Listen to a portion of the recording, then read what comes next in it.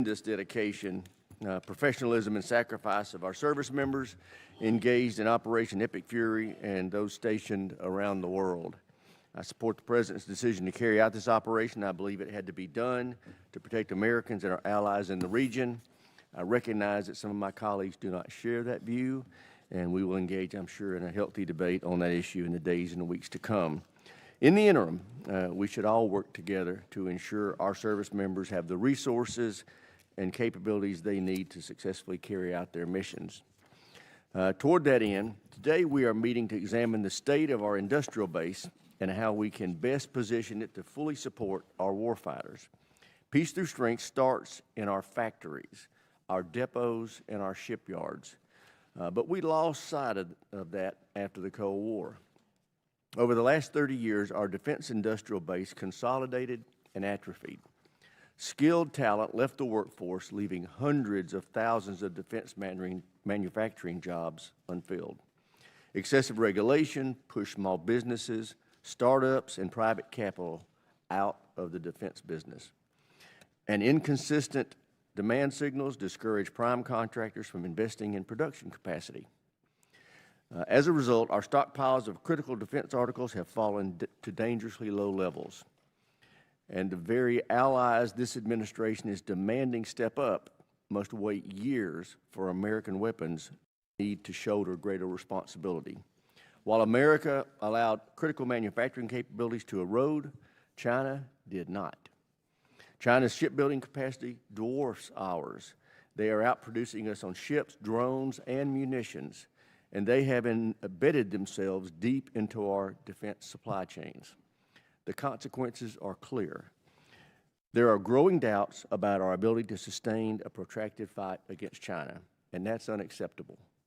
Last year, working closely with Mr. Duffy and the Department, this committee made real progress reforming a slow, risk-averse acquisition system that contributed to the hollowing out of our defense industrial base.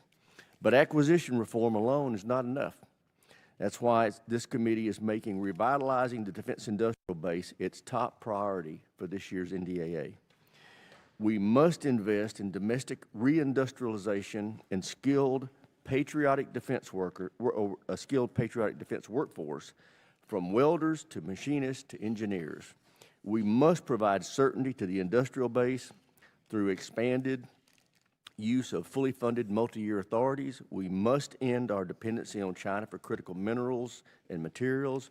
We must incentivize increased production from new entrants, non-traditionals and traditionals alike. And we must implement the President's executive orders on arms exports to leverage allied purchases to support the expansion of the U.S. production capacity. Fortunately, both Congress and this administration understand the urgency of the moment. Deputy Secretary Feinberg's push to expand munitions capacity and rebuild America's arsenal of freedom is a critical step. Our committee has expanded multi-year authorities for critical munitions in the FY26 NDAA to give industry the predictability it needs to scale production, and the President's call for $1.5 trillion defense budget is one I strongly support. Makes clear we are working to back this effort with real resources. But this is a team sport. Industry must do its part by making significant investments in production capacity. Success also depends on rebuilding fragile supply chains from critical minerals to solid rocket motors. Congress made a multi-billion-dollar investment through the One Big Beautiful Bill to address these choke points, and we expect close coordination on how those funds are used. In that context, I welcome the Department's willingness to explore new financing tools to strengthen supply chain resilience. It's clear the status quo was not working. However, Congress needs clearer answers on when equity investments are the right approach. This committee has long warned about consolidation in the solid rocket motor industrial base and bottlenecks it created for critical munitions. That's why we funded efforts to reintroduce competition into that sector. I hope to hear today specific plans for how the resources provided by Congress will be used to develop second source providers for solid rocket motors. Modern military power rests on the industrial strength of this country. It is the difference between deterring a major war and losing a war. I look forward to Mr. Duffy's perspective on how Congress and the Department can work together to revitalize the defense industrial base. Thanks again for our witnesses, to our witness for being here. And I yield to my friend, the ranking member, for any opening statement he may have. Thank you, Mr. Chairman, and thank you, Mr. Duffy, for being here and for your work on this problem. I think the simple answer to what we need to do is we need to innovate faster and get to scale. That's what we're trying to do. I think we've made some progress on that, both in terms of what the Pentagon is doing and what we did here in Congress. I really want to compliment and thank the chairman for his leadership on acquisition reform that we passed last year. I think it made significant positive changes that are going to enable us to do both of those things. But clearly, there's a lot more work to be done. We don't have the capabilities that we would like, and we're still not moving as fast as we would like. So I'm very curious to hear Mr. Duffy's thoughts on where we're at. One particular piece of this that the administration is pursuing to some degree is the idea of us taking an equity investment stake, building up our own sovereign fund where the government gets involved in this. Very curious to see what your thoughts are on that. Obviously, more money can help, but we also don't want to discourage fair competition that encourages people to get into this space. If they think the government's going to come in and just put their thumb on the scale, it could discourage some of the investment we've seen. And that's another big positive we've got. In the last at least 5 or 6 years, we've seen individual investment in defense space that we had not seen before. A lot of small, innovative startup companies in unmanned systems and secure communications in space, they're popping up and they're giving us some options and the ability to innovate more quickly. So that's a positive. I want to keep building off of acquisition reform. I really think the workforce is crucial in terms of how we educate and train. We need to really start shifting our broad education system to a more skills-based system. The 1950s, 60s, 70s, when basically go get a 4-year degree and then figure something out. That's not really the economy we have, not just in the defense area, but elsewhere.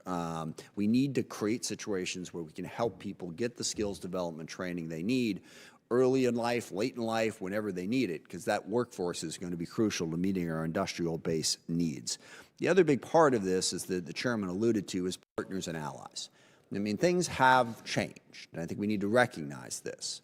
In 1948, the United States of America was responsible for 90% of global manufacturing. That gave us an enormous advantage. Now, that happened because we had just won World War II, and we'd fought it primarily on the road. The entire industrialized base of the rest of the world was blown away. That gave us a huge advantage. That's not coming back, all right? A lot of the rest of the world now has manufacturing capacity. Now, the good news is, at least for the moment, they're partners and allies in many cases. So how do we work with those partners and allies for them to help us meet our collective defense needs? We're going to really need to lean on partners and allies and make sure we have them. Also, resources do matter. This is something I've worried about in our government, state, federal level. We all have our little corner of the government. We're the Armed Services Committee, so we pay attention to what's going into defense. But we have a lot of needs in this country, and we have a $38 trillion debt. I just talked about education. Workforce is important. You spend all the money on the defense budget, you don't have the money to help support an education system. We have needs in housing and health care. If people can't afford a place to live, they're going to struggle to go out there and build the stuff that we need built. So we have to do this within a reasonable understanding of what our available resources are, something which we seem to not want to do. And lastly, and this is more on the strategy side, this will get more into tomorrow's hearing with the Undersecretary for Policy, we can't fight everybody everywhere all at once. Yes, I have no end of problems with a whole bunch of different countries in terms of what they're doing. But the notion that somehow the U.S. is going to build a big enough military to take on every single one of our adversaries in a blunt force manner is just not going to fly. We don't have the resources to do that, and the destruction and devastation that would result is going to be harmful to all of us, certainly the United States, but others as well, which means that we're going to have to come up with a strategy that involves getting along with somebody.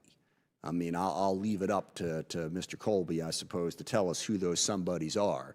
But, looking at a country and saying, we don't like what you're doing, let's go to war, that is not a viable solution. In this committee, we can come up with, we can do the best acquisition reform the world has ever seen. We can manufacture to the maximum of our capacity. That ain't going to get us there. We have got to figure out some way to have peace somewhere in the world if we're going to be able to meet our national security needs and not be in endless conflict. And I hope we will think about that as we try to figure out what the right policies are moving forward in the national security front. I yield back. Thank you. I thank the ranking member. I'd now like to introduce our witness. Mr. Michael Duffy is the Undersecretary of Defense for Acquisition and Sustainment. Thank you for being here, and you're recognized. Chairman Rogers, Ranking Member Smith, members of the committee, thank you for the opportunity to appear today. I want to begin by recognizing the sacrifice of the American heroes who gave their lives during Operation Epic Fury. Their unwavering courage and dedication to defending our nation and the cause of freedom will not be forgotten.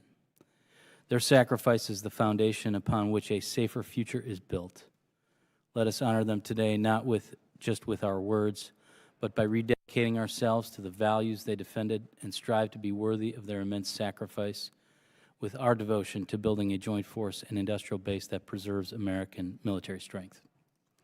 I'd also like to recognize all the service members supporting this critical operation and our national security at large.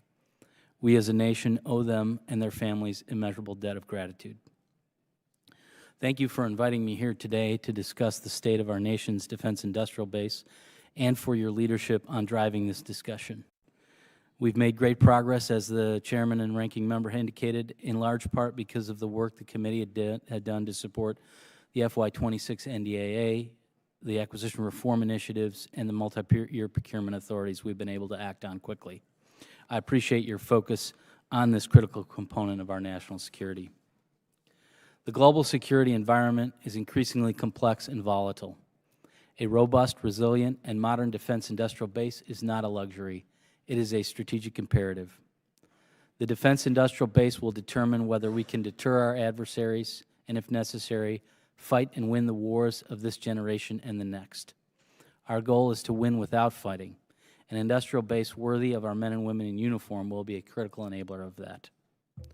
While China increasingly grows its total share of global manufacturing and has developed up to 200 times our shipbuilding capacity, more than 400,000 manufacturing jobs in the defense industrial base sit open here at home.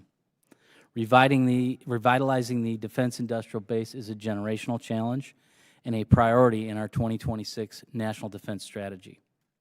At the Secretary's direction, we have put the acquisition system on a wartime footing with an urgent mandate to accept greater acquisition risk in order to reduce operational risk. Delivering an 80% solution on time to the battlefield is more valuable than delivering a perfect solution too late. Our plan to revitalize the DIB is captured in the first pillar of the Secretary's acquisition transformation strategy, centered on three primary initiatives for industry. First, we are sending a clear demand signal to industry. For too long, industry has navigated the uncertainty of fluctuating commitments and budgets. Thanks to this committee's support in the FY26 NDAA, we are using multi-year procurement authority to provide stable, clear demand signal to industry, to give them the confidence and stability to invest their own funds, leading to lower costs for the taxpayer and a more resilient and productive defense industrial base. Recent agreements exemplify this. Since the beginning of the year, we've announced framework agreements with Lockheed Martin to more than triple PAC-3 MSE production and quadruple THAAD production, and with RTX to expand and accelerate production of Tomahawk, AMRAAM, and the Standard Missile Series. Expanding munitions production comes with the crucial needs to do the same across their vast and complex supply chains. To support this, we've made a landmark $1 billion investment in L3 Harris to expand domestic capacity of solid rocket motor production. Second, we are making strategic investments to modernize the DIB. Since last January, the Department has invested $2.3 billion in critical minerals, an increase of 273% over the previous 4 years. For example, we leveraged the Defense Production Act to secure domestic sources for gallium, scandium, and germanium. Third, we are reducing and removing the barriers that restrict and discourage businesses, especially new entrants and small businesses, from pursuing business with the Pentagon. By streamlining the FAR and DFARs, leveraging flexible contracting mechanisms, and empowering portfolio acquisition executives and program managers to drive requirements trades and hopefully with the help of Congress, deploy funding to the greatest point of need. We are seeking to create opportunities for those whose core competencies are creating and producing technology, not doing business with the federal government. A strong industrial base also needs to be a secure one. The Department is vigilantly working to protect the DIB from adversarial capital and influence by screening investment through CFIUS to prevent undue foreign dependency. I want to close by thanking the committee for their support last year in the One Big Beautiful Bill and the critical authorities you provided in the FY26 NDAA. Thanks to the One Big Beautiful Bill, the Department of War can make generational investments to expand munitions production and modernize facilities. We've designated approximately $6 billion for DPA and IBAS initiatives targeting our most acute choke points in the supply chain. And we've allocated $300 million to shore up the national defense stockpile with materials like cobalt and lithium. Additionally, the changes you made to the IBAS program in the NDAA has given us greater flexibility to target our investments, and we're grateful for the extension of the Defense Production Act, which allows us to continue making vital national security investments. The challenges we face are significant, but so are the opportunities. The Department is on a wartime footing, moving with urgency to transform our acquisition system and revitalize our defense industrial base. We must succeed. Our national security depends on it. Thank you for the opportunity to testify and for your continued partnership. I look forward to taking your questions today. Thank you, Mr. Duffy. I recognize myself first for questions. This nation prevailed in World War II and the Cold War principally because of the overwhelming might of our industrial capacity. The President's called for a $1.5 trillion defense top line. From your perspective, and that's to get after the defense industrial base. From your perspective, as the Department's senior acquisition official, how critical is this increased funding in achieving that objective? Thank you for the question, Mr. Chairman. Funding is absolutely critical. My job, I view as the defense acquisition executive, is to ensure that we're getting the best value out of every dollar that the Congress appropriates. But that doesn't mean that more money is not critical to enabling us to grow the defense industrial base the way we need. It's absolutely essential. And I think that we've taken the time since the President's announcement to think through what would additional resources look like to ensure not only that we're building the joint force we need, but that we're using it to help to build a defense industrial base that can support future generations as needed. Thank you. How does the Department determine when equity investment is necessary? And tell me how you deal with the possible market implications or distortion that could be caused by that. Sure. So I think we view equity investment as an important tool amongst a range of tools that we can apply to build resilience and reduce fragility within the defense industrial base. We have all the traditional tools that Congress has allocated with grants, loans, thanks to the Office of Strategic Capital. Equity is another tool that I think we've deployed very effectively, and I think it delivers a few critical kind of additional capabilities. Number one, it creates a partnership with industry, an opportunity to not only for the government to provide capital to lead to the kind of growth that we need, such as in the L3 deal, but it also crowds in additional private capital.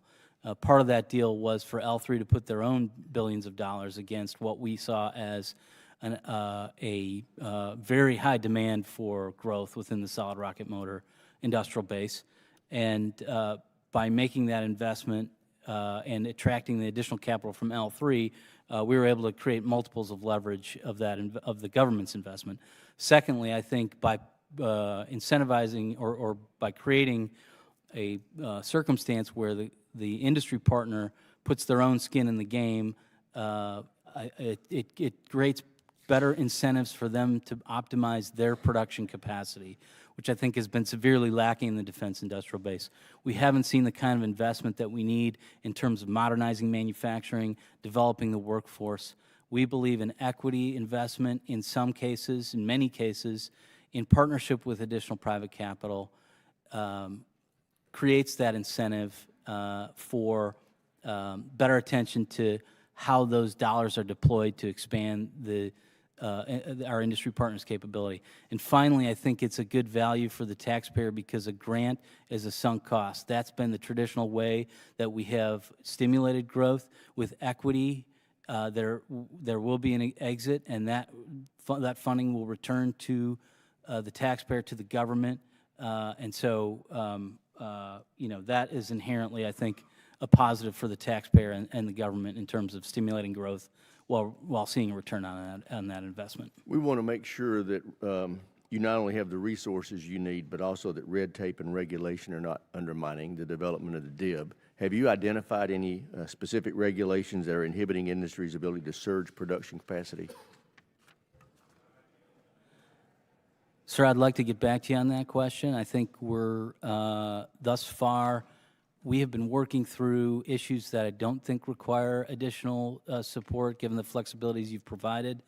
I think we've worked through, I think, with some very direct and frequent conversations with industry, kind of a culture shift towards a more commercial model, whether it's equity investment or I think what you saw in the RTX and Lockheed deals, thanks to being able to create a demand signal through the multi-year procurements, we were able to incentivize industry to invest their own capital to expand their production capacity, which I think is really the optimal scenario. And well, what I'm looking for is any regulatory red tape that's a problem. You got to identify it for yes, us sir. So we can try to get rid of it for you. Yes, sir. Last question. In the last NDA, we established a new Assistant Secretary of Defense for International Armaments Cooperation. You heard the ranking member reference to the fact that we've got to get our partners in production as well. How do you plan to utilize this position toward that end? Tremendous opportunity here, and I thank the Congress for supporting the creation of that Assistant Secretary. Coincides with a couple other initiatives within the administration. The Secretary recently transferred the Defense Security Cooperation Agency and the Defense Technology Security Administration under my jurisdiction within the Office of the Undersecretary for Acquisition and Sustainment.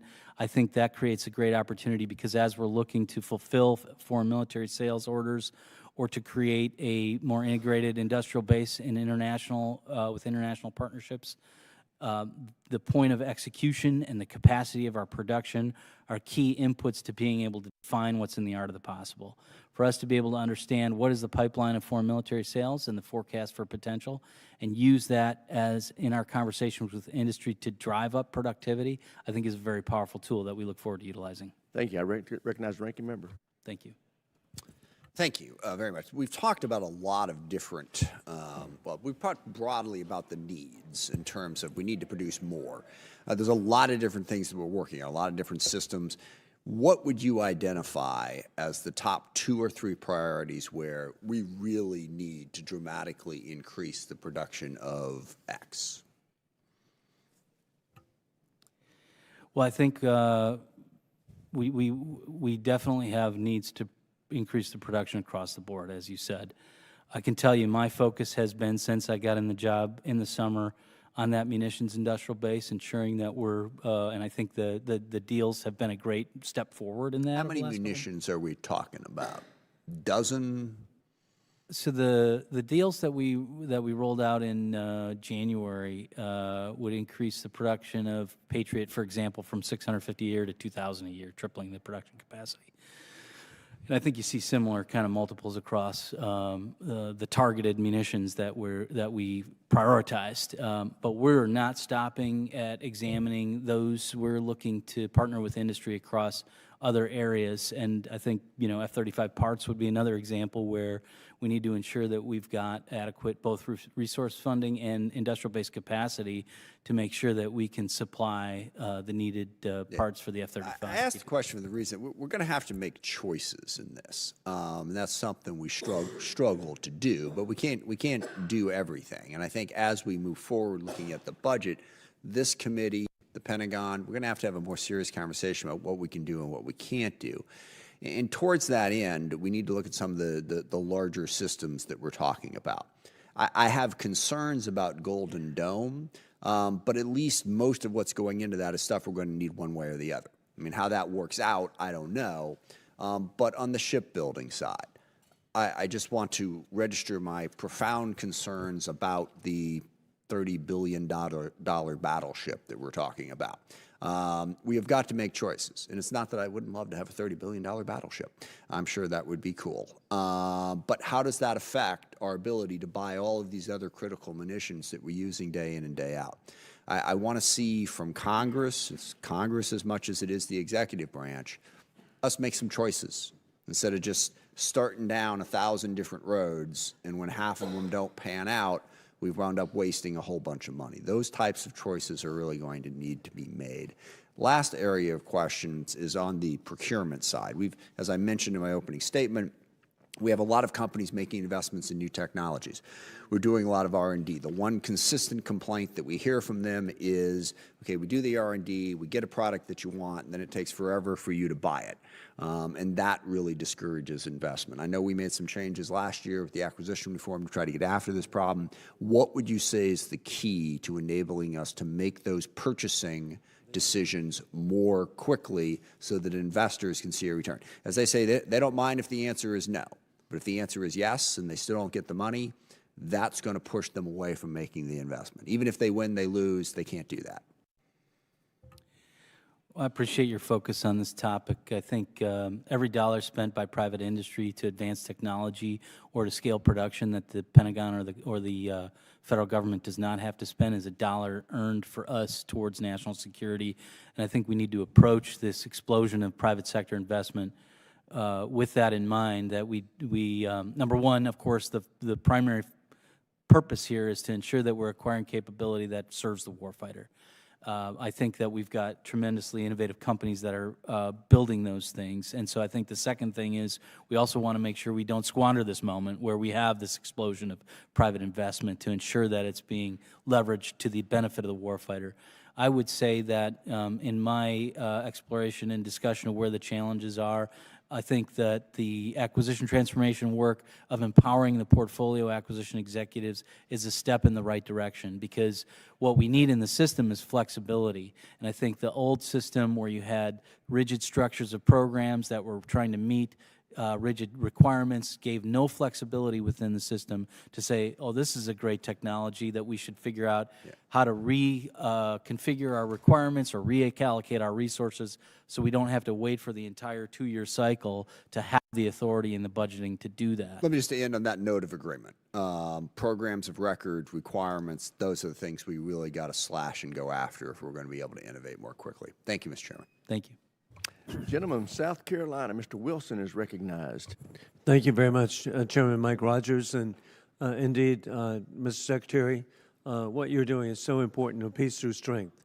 And so you're front line, and so we appreciate your efforts. And of course, where we are today, our sympathy for Americans who have been killed by Iran.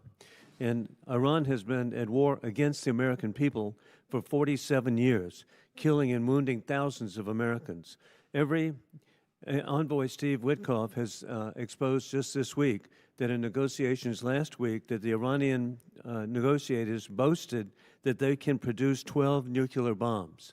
With that in mind, this is so as essential for America, Israel, and our allies, and President Trump is defeating this mass murderer who chant death to America by taking the actions, particularly knowing how close they are and have been and are. With that in mind, War Colonel Putin has collaborated with Iran to develop UAV drones to murder Ukrainians, and now I was really pleased to see the United States has reverse engineered these drones to go after the Iranian Revolutionary Guard, which has been persecuting the people of Iran who want to be free. With that in mind, I believe that Ukraine will be victorious and America will be victorious, and it's really personal to me. I'm grateful that I've had 4 sons serve and face the Iranian IEDs and drones. My oldest son, Alan, was field artillery in Iraq, my CAB. My second son's a doctor in the Navy who served in Baghdad. My third son served in Egypt to back up our great ally, Egypt, White Star. And my youngest son, an engineer for a year in Afghanistan. And so our family takes it very personally that indeed what President Trump is doing is protecting American families by defeating the terrorists overseas who have every intent of death to America, death to Israel. With that in mind, it's so important that we revitalize the defense industrial base through recruiting of skilled workers. With that in mind, Secretary Bridge Colby has testified that before the Senate Armed Services Committee that we need to supercharge our defense industrial base. How do you foresee and what actions have you taken to create the necessary skill force to meet defense needs? Should we be looking at foreign skilled workers to fill the gap as we expand our domestic workforce? Well, Congressman, thank you for your family's service to the country. Had a chance to meet Alan a few years back in the Pentagon, and so that was a great pleasure, and thank you for your leadership on these issues. I think absolutely you put your finger on a key issue. The workforce is a major impediment. We have challenges in terms of maintaining competitiveness within with commercial industry and service industry when it comes to compensation. Of course, we have a more hazardous and challenging work environment for our defense industrial because we're building things. But I think the department has taken steps with up to 50 individual, sometimes regional, sometimes national programs that are focused on how do we start, for example, back in kindergarten, encouraging K through 12 students to take seriously the trades and science and engineering disciplines, all the way through how can we do trades training in partnership with local universities and vocational schools to ensure that we can directly supply the needs of industry within local communities where we have workforce shortages. And indeed, working with great allies like the Republic of Korea, the skilled workforce they have there to work together will be so positive. Additionally, you pointed out in your written testimony that 90% of materials identified in shortfall have either zero or only one domestic supplier. I'm very grateful that in Aiken, South Carolina, we have a specialty glass fiber manufacturer, AGY. It's a great company employing people creating jobs, and it's so important that we have that capability. What are you doing to address the issues that we have of one or zero suppliers? It's a great question and a big challenge for us. First of all, I think that I'll go back to the what I think were great sort of out-of-the-gate exemplars of what we can do to stabilize the industrial base, and that is those munitions deals that we rolled out in January. Because what they do is not only create stability for the prime contractors, it creates stability for the supply chain. And I think part of the reason you have such fragility in the supply chain, single-source supplies, single-source suppliers, is because of the fluctuation of demand, the uncertainty of will this contract go beyond the next year. By creating these long-term contracts, we've required the prime contractors to flow down that certainty of demand to all tiers of the supply chain, and we believe that will make great strides in terms of both creating ventures, new ventures so we can get competition, but also in creating stability so that existing ventures can make the investments they need to ensure that we've got supply for the foreseeable future. Thank you very much. I yield back. Gentleman from Connecticut, Mr. Courtney, is recognized. Thank you, Mr. Chairman, and thank you, Mr. Duffy, for your testimony here today. Again, I think your sort of inventory of different programs that the department is employing right now, like the Defense Production Act, the Apex Accelerator, Industrial Base Analysis and Sustainment, IBAS program. Again, in my district, where the Groton Shipyard is, I mean, all of those agencies have really done a lot in terms of stimulating more supply chain growth and, obviously, trying to get the production cadence where we all want it to be. But your testimony on page 5, where you again, just said that probably the most important tool is multi-year procurement and you just sort of ended your last testimony on the fact that, procurement instability, has been just consistently identified, within industry as the biggest sort of reason why there's hesitation for people to invest and get into the game that's there. And that's particularly true in shipbuilding because it is a long game, and also because the post-Cold War experience in industry is still felt. you know, in terms of just hesitation that's out there right now. So pending before the department, you know, speaking of multi-year procurement, is the Block 6 contract for the Virginia-class submarine program, as well as multi-year for Columbia.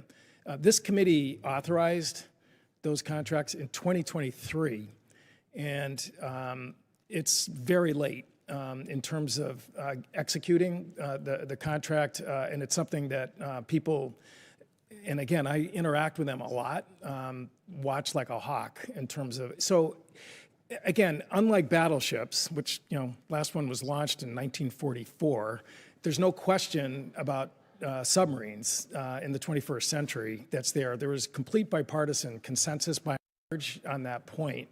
And we've authorized it. There's been negotiated. You know, can you just enlighten us about when is this going to get done? Because frankly, that would turbocharge, you know, really the next decade of growth in that industrial base. Yes, sir. No question about the criticality of our submarines and their strategic value to the joint force.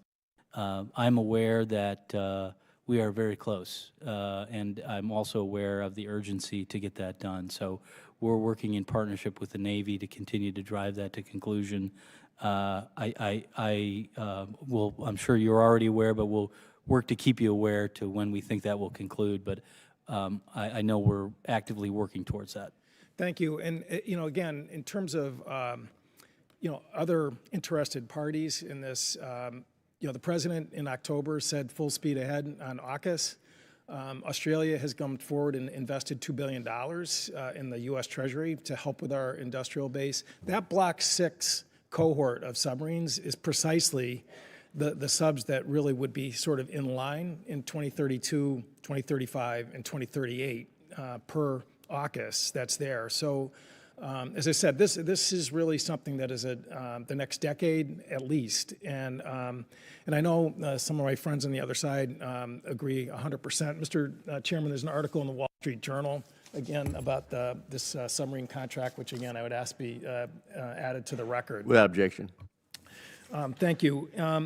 So, you know, I was struck listening to your testimony about multi-year procurement because your predecessor, William LaPlante, issued a 26-page, roughly, document that, again, procurement instability was identified by the department back then as probably the biggest hindrance in terms of industrial base expansion. And again, some of the DPA stuff started in the FY24 NDAA, where we actually added Australia and the UK as domestic sources to help with the industrial base that's there. So, I mean, there's some continuity here in a good way that, you know, clearly you get it. And obviously there's a lot of support on this committee to see that happen. But again, Block 6, it's time. It's overtime in terms of getting that done. With that, I yield back. Gentleman yields back, Chair, and I recognize the gentleman from Virginia, Mr. Whitman. Thank you, Mr. Chairman. Mr. Secretary, thanks so much for joining us. I want to go to the second part of your title, sustainment. We talked a lot about acquisition. Sustainment, though, is really the backbone of what we need to do to generate fighting force capability. I think you would agree that using multi-decade-long efforts are what we need to do to overcome the current sustainment crisis, and that's where we are. When you look at the F-35, A sub O operational availability below 50%, you look at amphibs, A sub O 38%. We can spend a whole lot of money on new systems, but if you don't take care of the systems we've got, guess what? We don't have the tools necessary to fight the fight, and that's what our warfighters need. Last year, in your report to Congress, I want to give your words back to you. You said the department faces significant and systemic readiness challenges across its major weapon systems portfolio, and you also said these challenges are impacting operational effectiveness and strategic deterrence, all things that in today's world are priorities. This problem is urgent. I think there are things that we have to do. There are long-term aspects of that, but also short-term aspects. I wanted to get your perspective. We did some things last year. We moved program support managers essentially to program manager status to be able to put a little more effectiveness into these programs. Give me your perspective really on two things. How are you going to prioritize O&M budgeting this year as far as the president's budget, things that come to us? And how are we going to be able to leverage modern technologies, things like artificial intelligence, digital twin technologies, additive manufacturing, especially when it comes to systems that we have to maintain, but we struggle with right to repair, we struggle with intellectual property to be able to actually do the things that we need to do because we get wrapped up over, what the limitations are and how those systems were acquired. If you can give us that perspective. Well, thank you for your attention on this important matter. I agree with you. The criticality of sustainment is probably undervalued. 70% of the cost of average 70% of the cost of a weapon system's total cost is in the sustainment of the weapon and operation of the weapon system. And so I do think we need to think about ensuring that we're budgeting to that, and I think in the past that hasn't been the case. I do think you have good attention on that now. We have regular engagement on looking at the F-35 and ensuring that we've got adequate both funding and strategy, contract strategy, acquisition of parts strategy, defense industrial base examination where there's vulnerabilities. And so I think this is, again, an area where it requires leadership attention. I think the system is incentivized to think about procurement as acquiring new technology as, keeping advantage, and the sustainment can be neglected. We need to shift that culture. How do you think broadening the use of modular open systems approach would help us in the process being more iterative, and that is being able to update things? And how do you see software as being the foundation of what happens with hardware of systems? Today, in today's world, we see what's happening both in Iran and in Ukraine. We live in a software-driven world. You build the hardware around the software. So give us your thoughts on MOSA and how that is used, and are there better ways for us to use iterative updates to make sure that when we're looking at sustainment, we do it rather than through keep changing the hardwares through continuous software upgrades? Well, it's a great and powerful, I think, initiative. Appreciate your leadership on it, and the acquisition transformation strategy called it out explicitly. Modular open systems architecture, and I think we actually have a really great use case that precedes the acquisition transformation. The great work General Dale White did on the F-47 to build MOSA as a primary strategy in the design of that weapon system, which allows us to interchange mission systems throughout the life cycle of the program. That's powerful in my mind because that creates the ability to compete below the platform level throughout the entire life cycle of the weapon. And that competition, I think, is healthy in terms of making sure that we're not neglecting the industrial base, we're not neglecting advanced capability with those mission systems within the platform. And so I think, we are really working to drive that example from F-47 into other systems. I was just out at Edwards Air Force Base a couple weeks ago, and they were talking about the F-22 as being, how are we thinking about MOSA, even a legacy platform like that, which I think is tremendous. In terms of software, the more the capability of our systems is embedded in the software, the more flexible we are to sustain it over life. I think the F-47 is another example of that.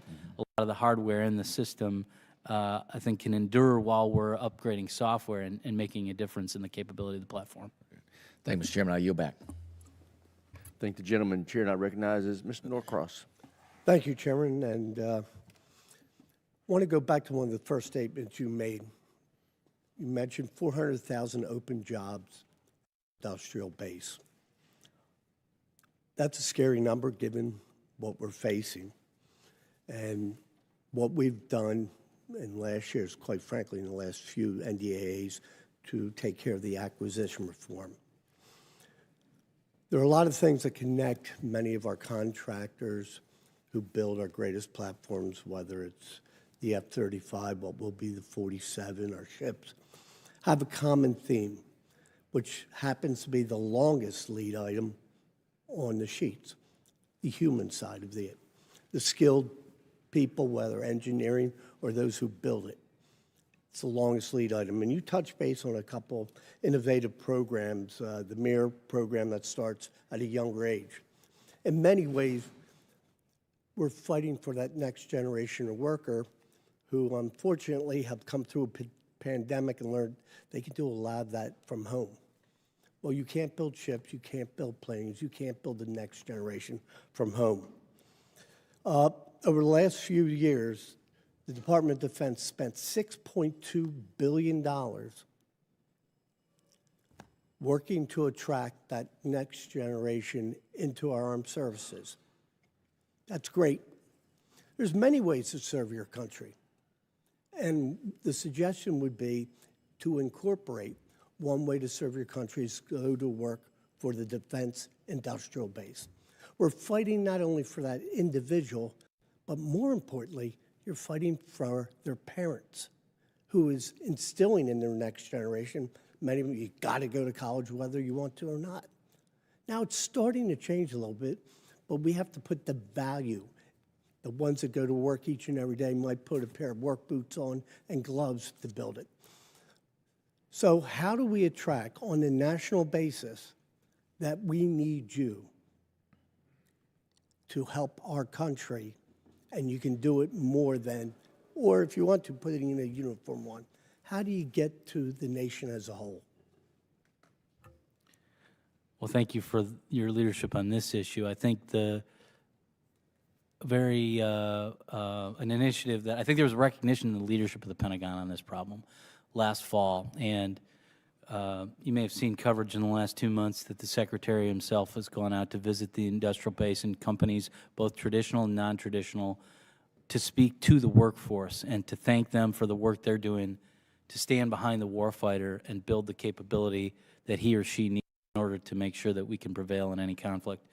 That's been very well received across the board. But I think we also need to make the investments and make the targeted investments that not just are doing the training, because we do need to do the training, but I think you're hitting on how do we change the cultural attitude towards these jobs to say that this is rewarding work, this is mission-oriented, and we're doing a lot of thinking and developing of programs within the department that can partner with civilian institutions and to help create a greater appeal to that workforce. Because I think we need to work on training, we need to work on compensation, but we also need to work on an understanding and the importance of the mission. Just as we are trying to attract that next generation to join the services, we need a national program. You already spent $6.2 billion. We have the ability, we need a program to win the hearts and minds of that next generation. Because quite frankly, it's not happening except in a few locations where we've targeted. We need to do it on a national basis. With that, I yield back. Gentleman yields back. Chair, and I recognize the gentleman from Tennessee, Mr. Desjardins. I thank the chairman. Mr. Duffy, first I want to express my support for the department's announcement that the Sentinel program will seek Milestone B approval this year. This program is vital for the future of our deterrent, and I appreciate the work your team is doing with General White to move the program forward. And I also appreciate the push you're making to increase the production of critical munitions. Can you talk to us about how your office is making sure that the focus on those critical munitions, which are mostly tactical systems, doesn't come at the expense of some of our strategic systems like the Next Generation Interceptor, Sentinel, and even space launch, as we saw recently with Vulcan? That's a great question.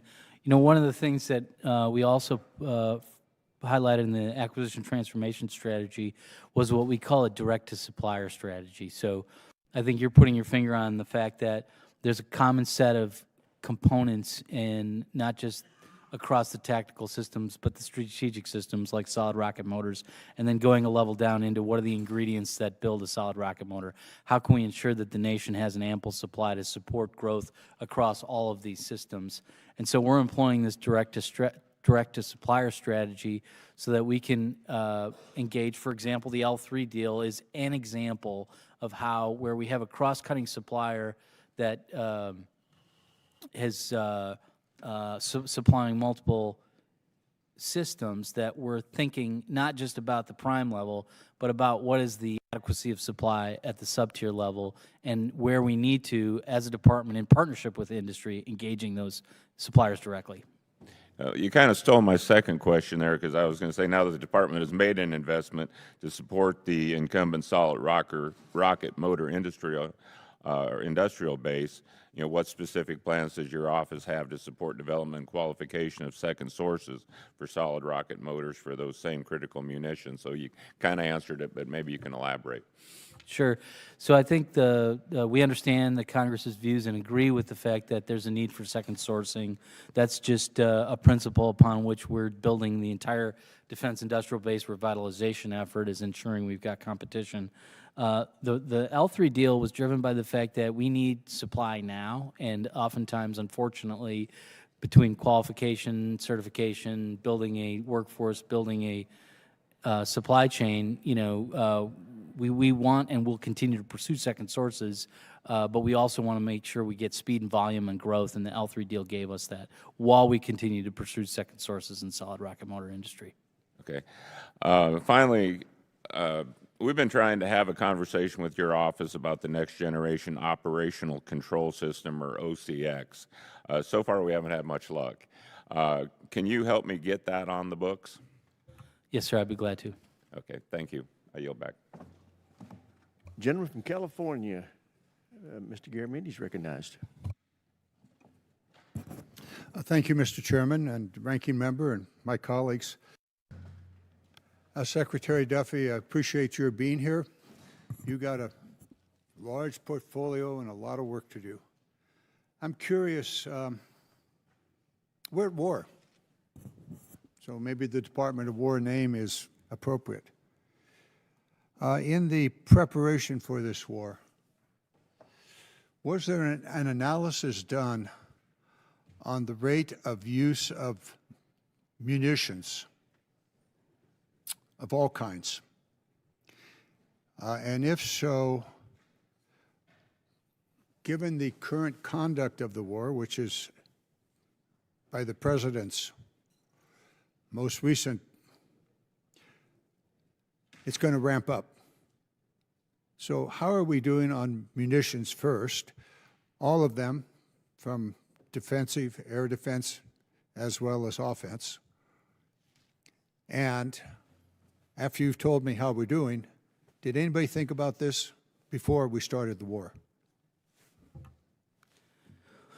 I have great confidence in the professional military judgment of General Kane, and he stated this morning very clearly that we have adequate munitions to support future operations now and in the future. My focus has been, since I got in this job, to think about how to accommodate for the lack of defense industrial base this administration inherited. Yeah, and we have pursued that aggressively since June. And most of the questions that have been asked thus far deal with the ramp up of the defense industrial base across its entirety and the sustainment of that through the next, decades. But my question goes to here and now. Are you telling me that the munitions necessary to carry on the war as described by the President are sufficient, and that the magazines are filled and the war was determined and set in place with full understanding of the rate of use of the munitions? So tell me that tomorrow morning I'm not going to wake up to some news report that we don't have sufficient Patriots or THAADs. Sir, General Kane is running. Oh, it's his problem. Is that it?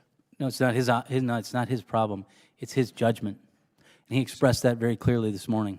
Then why did I wake up this morning to report that we don't have sufficient Patriot missiles and THAAD missiles to protect our assets in that region? I'm not sure what source you got that from, but again, I trust the judgment and statement and clear determination of General Kane this morning. He's running the operation. I think he has the clearest sense both of the planning and the execution of that mission. Well, that's the third time you answered my question the same way, so I think I better move on to another question and get a different answer. The department's making significant equity investments in companies. to ramp up their capability to manufacture. Not a new concept. It's been around, I think, forever. How are you monitoring the use of that investment? And ultimately, what will the department be doing with the equity that it has acquired as a result of those investments? Excellent question. I think, first of all, each of these deals comes with clear milestones on what we expect the industry partner to make of their own investment. That was part of the deal, was as we make an investment, they make a counter investment, multiples of ours, and then we have established milestones of when those investments will be made so that we can ensure that investment is stimulating the growth that is required in the reason we entered the investment in the first place.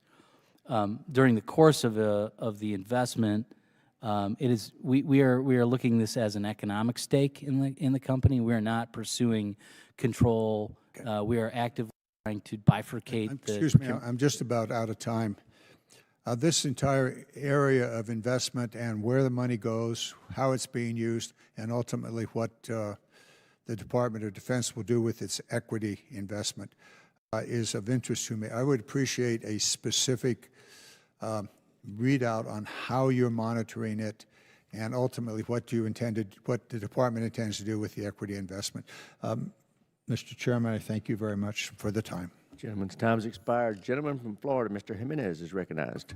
Thank you, Mr. Chairman. And I heard General Kane this morning, and he was very confident in the munitions that were there, and he was also very confident and also stated that a lot of the defensive munitions were actually pre-staged to make sure that we protect our servicemen and women. So I'm also confident in his capability and his assessment, and so I'm good with that. And I don't care how many times you ask the questions; it's just the answer. Okay.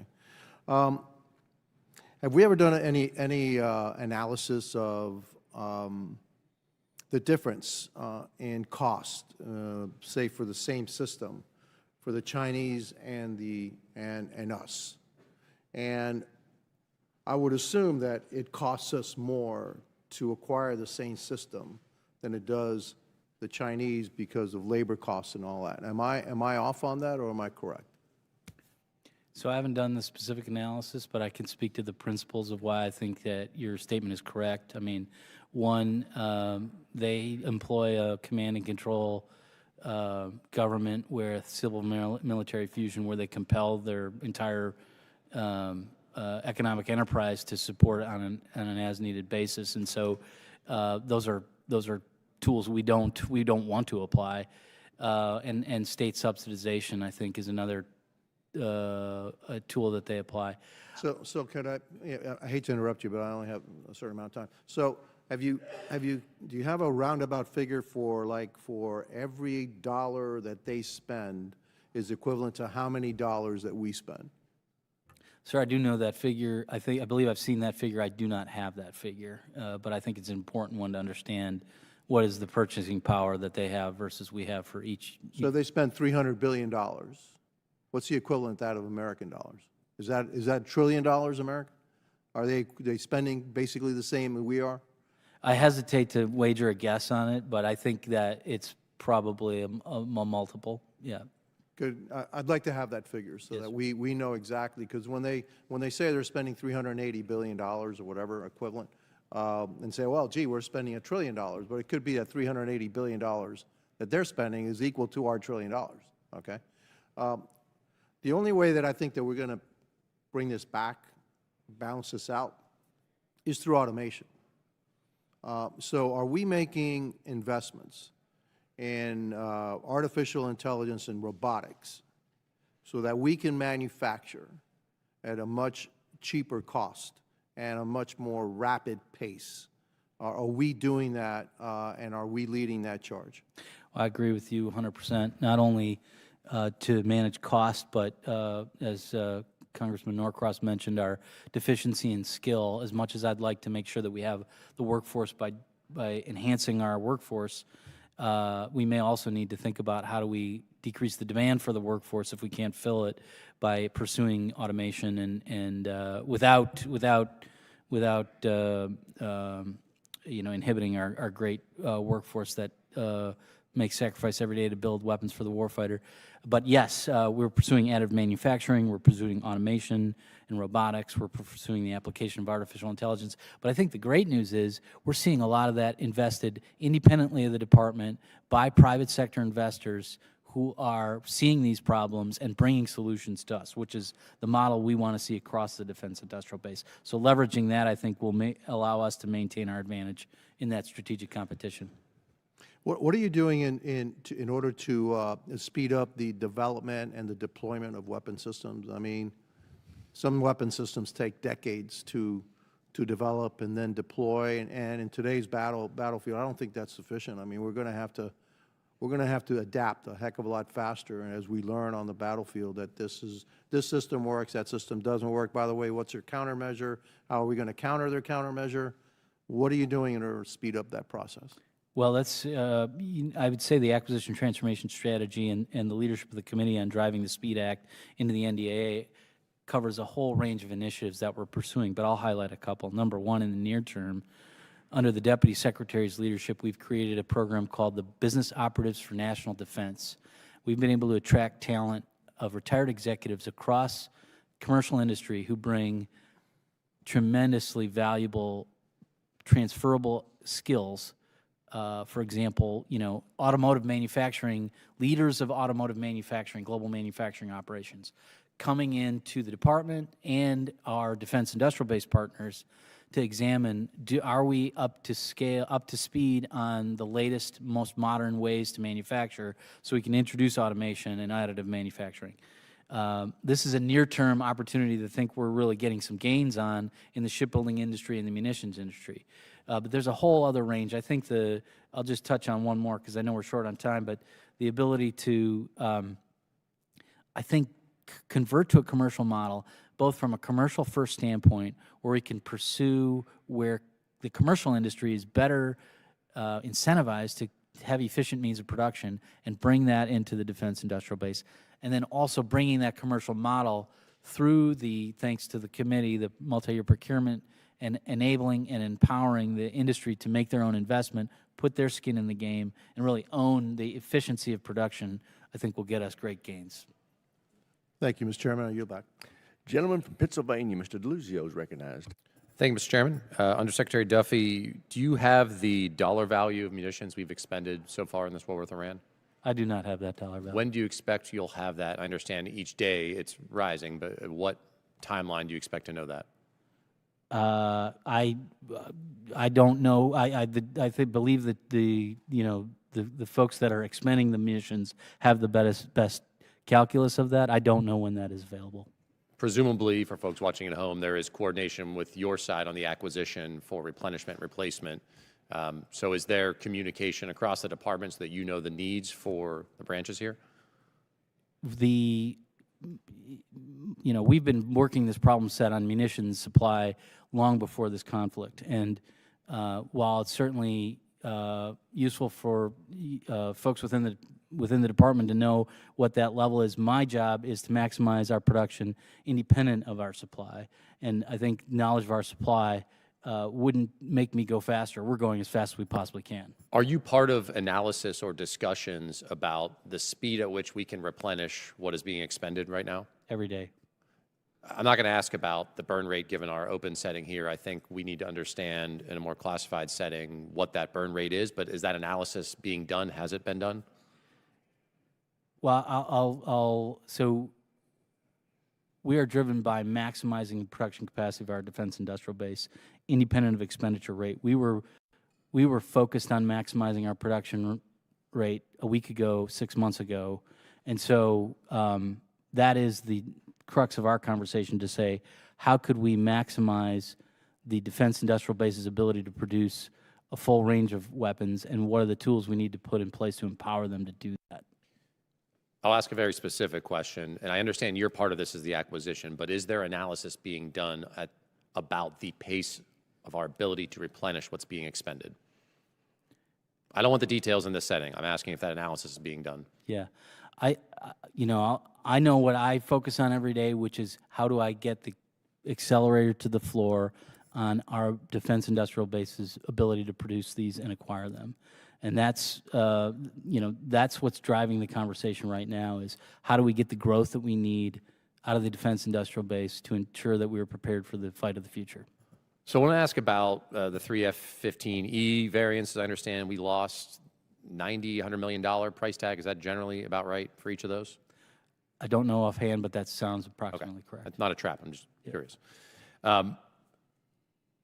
Assuming F-15EX is the variant that would replace those, what kind of timeline, production timeline, do we have to produce new aircraft there? I think that we're producing at about a rate of 20 a year. I'd have to come back to you to get that precisely, but that is approximately the rate at which we're purchasing those right now. So I want to build off Mr. Jimenez's question, and by the way, that figure that he asked for, I'd also like to know that figure. I think it's important for us in the committee to understand it. How fast are the Chinese building their top strike fighter aircraft? I do not know the answer to that question. I'd be happy to get it for you.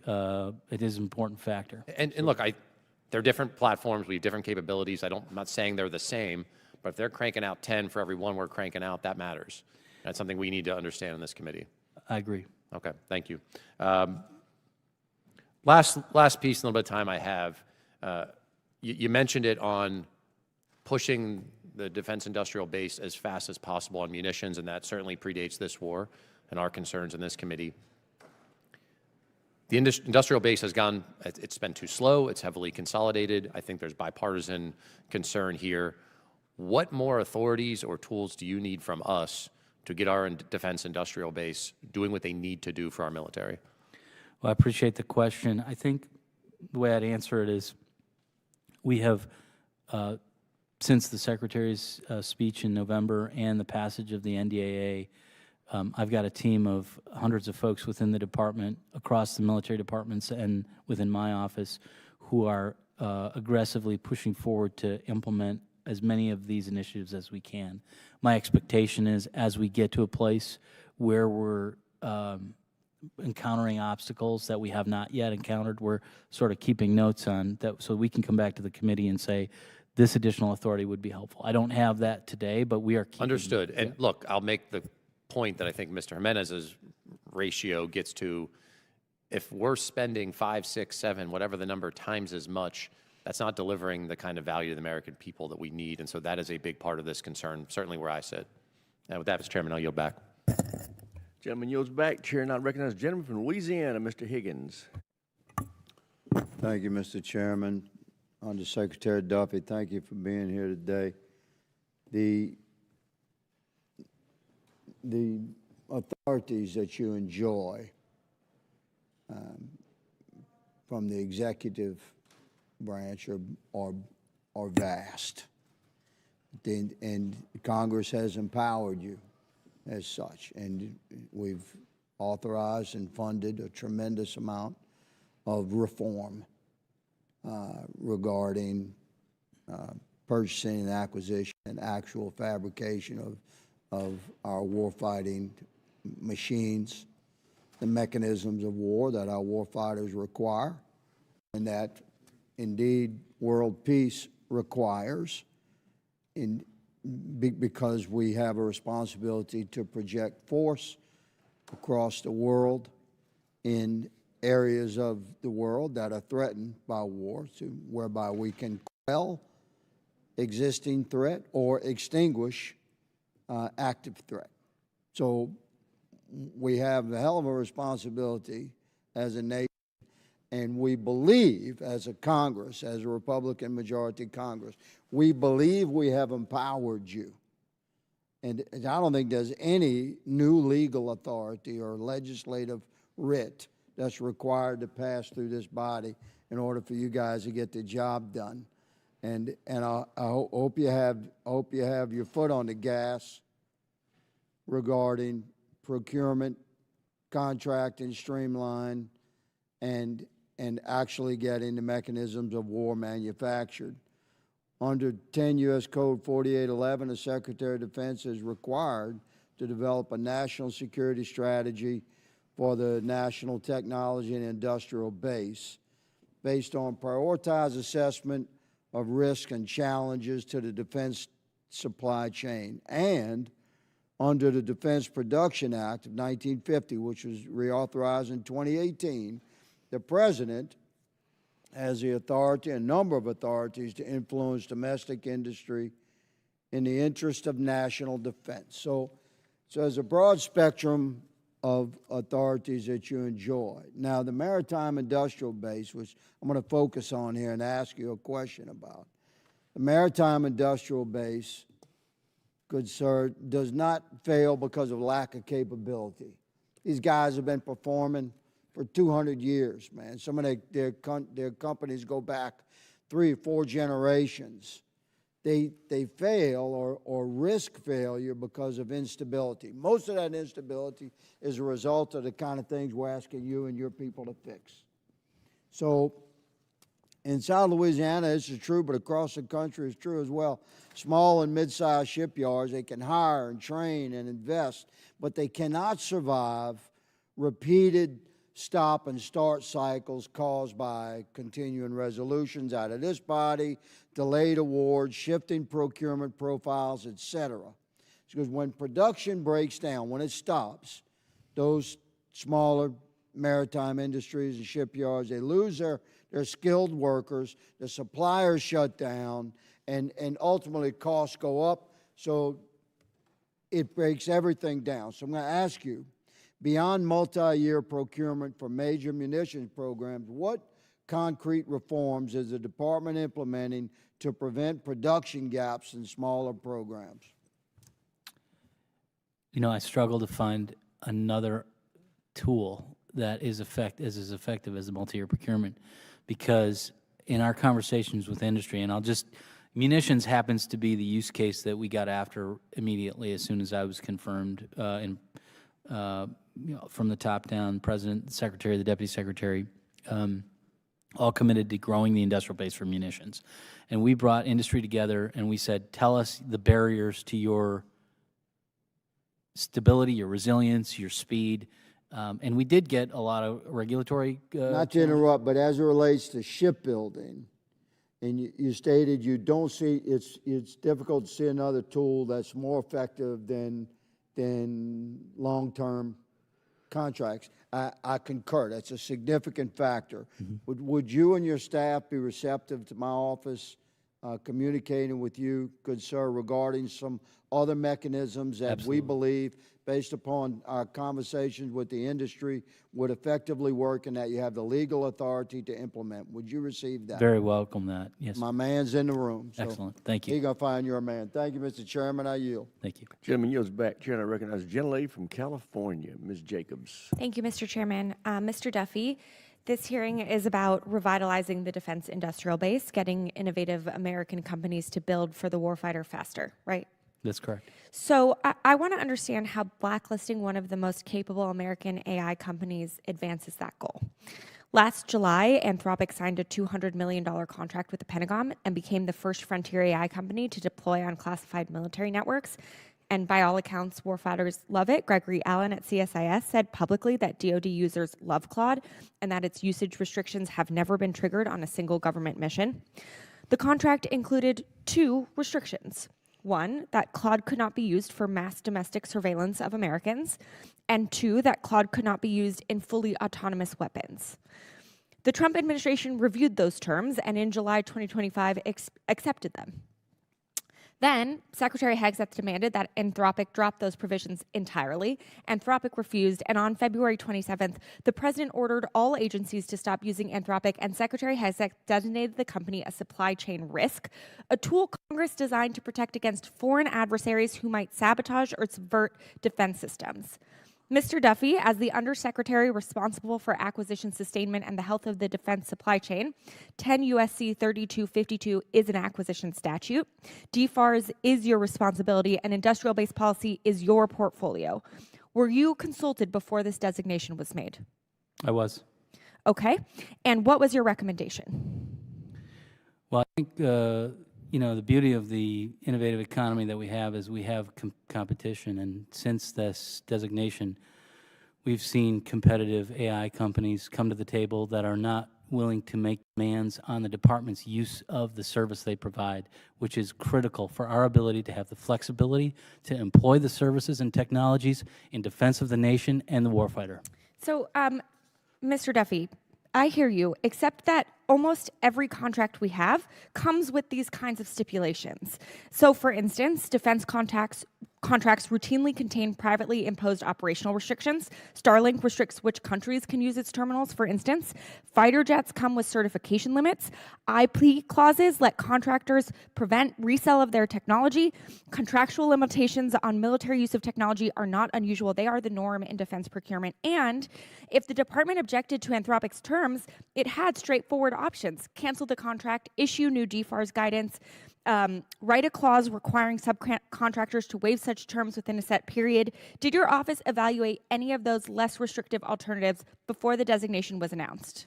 The nature of artificial intelligence introduces specific and very great vulnerabilities, and the need for continued updates from the company introduces those vulnerabilities, such that if we cannot have a trusted relationship with the vendor that's continually providing those services, they introduce unnecessary risk into our acquisition process, and the President and the Secretary declared that very clearly. Mr. Duffy, making a company considered a supply chain risk was literally something Congress designated for things like Huawei and Kaspersky, not American companies that you just might have a disagreement with. Here's the part that should concern all of us. Hours after Anthropic was blacklisted, OpenAI announced it had secured a classified Pentagon deal with the same two red lines: no mass surveillance and no autonomous weapons. OpenAI CEO admitted the deal looked opportunistic and sloppy and has since renegotiated it twice. And even OpenAI publicly said Anthropic should not be designated a supply chain risk. So can you explain to this committee how the Pentagon blacklisted one American company for insisting on restrictions and then accepted from a competitor the exact same restrictions that same evening? OpenAI's opinion on the department's determination is interesting but not relevant. We've made a judgment based on our engagement with the company over time and their clear lack of willingness to provide the flexibility that we require in order to employ these very sensitive capabilities in defense of our warfighter. We will not be held hostage to the whims of a company's policy when it comes to life and death of our warfighters. Mr. Duffy, I think every American probably agrees that we do not want the Department of Defense doing mass surveillance of Americans, nor do we want weapons that can go off by themselves without humans in control, which is why we've passed such stipulations in previous NDAs. And with respect, if two vendors offer functionally identical terms and one gets a contract while the other gets treated like Huawei, that's not a procurement decision, that's retaliation, and retaliation through acquisition authorities is the exact kind of abuse Congress should be concerned about and that we should work to prevent. I yield back, Mr. Chair. Gentlelady yields back. Chair now recognizes the gentleman from Indiana, Mr. Mesmer. Thank you, Mr. Chairman, and thank you, Undersecretary Duffy. I appreciate you being here today, and first I'd like to thank you and your staff's engagement with me on the Prometheus Energetics project located outside of Crane in my district. The Prometheus project is increasing the production rate of solid rocket motors, and this need has been made crystal clear by the military actions being undertaken in the Middle East. I look forward to continuing to work with you and your staff on supporting this project and guaranteeing the timeline for Prometheus to start production in 2027. On the topic of munitions, the Defense Industrial Base, how could the department better utilize its authorities already granted the department, like the IBF fund, to combat single-point failure in the supply chain, in defense supply chains? I'm sorry, Congressman, could I ask you to repeat your question? How could programs like the Defense Industrial Base Fund be used to combat single-point failures of supply chain? Yeah, thank you for the question. I mean, this is fundamental. Unfortunately, the nature of a lot of our goods and services procured are bespoke for the Defense Department, meaning we're the only customer. And that, I think, discourages the kind of investment and resilience that we see in our commercial industrial base. The generosity of the committee in providing for the industrial base assessment and sustainment fund provides the tools that we need in order to ensure that we're investing where there's fragility in the industrial base. However, that's not our preference. I think our preference, which you'll see both from the leadership of the committee in introducing acquisition transformation initiatives in the NDAA, and then the Secretary's rollout is to prefer commercial, because with a broader customer base, I think you get the resilience of investment, you get the resilience of multiple suppliers, and that can only benefit the defense industrial base and our ability to procure the equipment that we need. Okay. I'd also recommend looking at the IBF's new authority to procure, install equipment owned by the federal government and private industrial factories, if such action supports the defense interest of the United States. And when the Pentagon is the only customer, sometimes it's a pretty good tool. Yes, sir. Is the color of money restriction still slowing down industrial scaling, and what more flexible funding categories would materially improve that speed? Yes, sir. Thank you for that question. We have spent, I think the department's been an advocate for greater flexibility in the allocation of funding since the PPBE Commission back in 2023. We continue to embrace that as a priority. And I think that especially with this new acquisition construct and the portfolio acquisition executives, where we're trying to empower those acquisition executives to have the team under their command to drive towards schedule and capability as the single priority, having the flexibility to trade requirements, which I think we have the authority to do, and we've introduced with the capability trade councils within the system so that they can prioritize schedule, but then also the flexibility to move funding. I mean, the reality of our current environment is commercial technology emerges at a pace that's much faster than our budget cycles. And if we don't have the flexibility to reallocate funding so that we can take advantage of that technology and pivot, I think really inhibits our ability to make sure we're maintaining pace with our adversaries. Okay, thank you. Would software acquisition be improved by allowing software to be funded by colorless money? So I know that we do have some flexibility. I'm not sure we're fully leveraging when it comes to the software acquisition pathway, the flexibility of funding. Is that what you're referring to, sir? Yeah. I think those are purely for software programs, which are very much appreciated and probably do require a level of flexibility beyond what hardware programs provide. But I do think that can be a model potentially for within understandable and agreed upon restrictions. How could we create some flexibility across all platforms? Okay. What percentage of critical minerals and energetics still originate from our adversaries or non-allied sources? Sir, I'm not sure I've got the specific figures. I'm sure I can get back to you with that, but it is a concerning amount. We have made strides in the last year to make investments in a number of areas. Our team has done tremendous work to assess across several critical minerals and across what we call the value stream of those critical minerals, from mining to processing to magnets, to ensure that we're bringing the domestic capability to do each step of that and increase our own self-reliance on those absolutely important raw materials. Okay. Thank you. I yield back. Thank you. Chair now recognizes the gentlelady from Maryland, Ms. Elfreth. Thank you, Mr. Chair, Mr. Secretary. We've talked about munitions production being a priority. I appreciate that, and the systemic but also the very urgent needs to meet those operational demands we have at this moment. The challenges, of course, and the opportunities lie both in the private industry, but also in domestic government facilities that produce energetics and munitions that are critical to warfighting.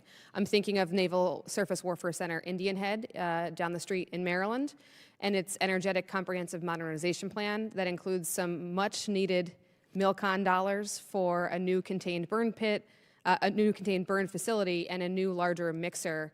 Those are kind of the perfect, in my view, investments that we should be making to make sure we have private and government facilities meeting the moment here. And of course, Indian Head is unique for its ability to provide kind of full spectrum RTD&E to this challenge. Can you please speak to the department's plan to provide continued robust and sustainable funding to support the concentration of energetic production capacity at facilities like Indian Head, but there are others across the country?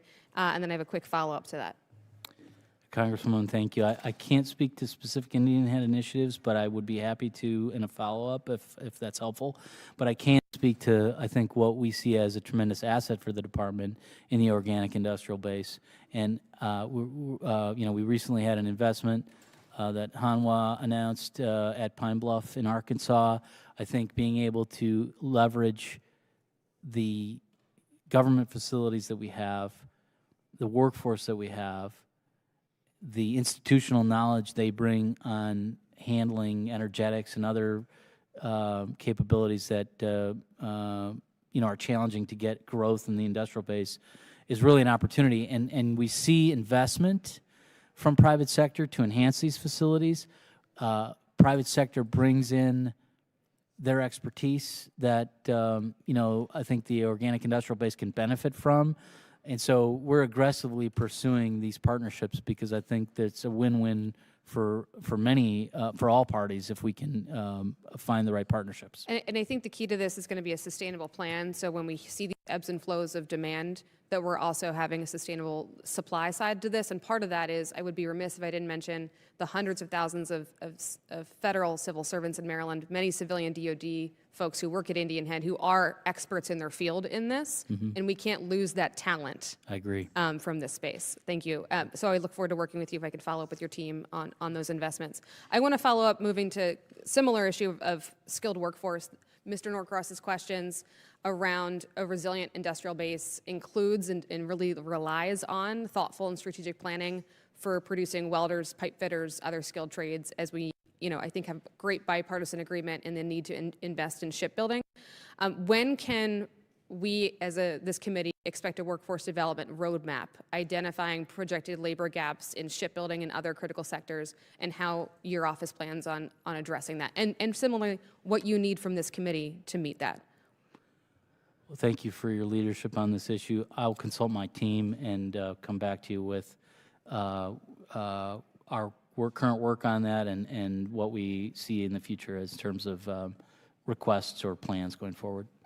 I think it's important because we have the best relationships with our community colleges, with our technical schools. We want to be helpful in building out, again, this sustainable pipeline of talent to meet this moment. I was going to quickly move to some foreign dependency and some of our reliance on our allies. I had the opportunity to visit with our NATO allies in Sweden and Finland with Congressman Bergman last month, meeting with large and small industry. I'm very interested in your thoughts around co-production.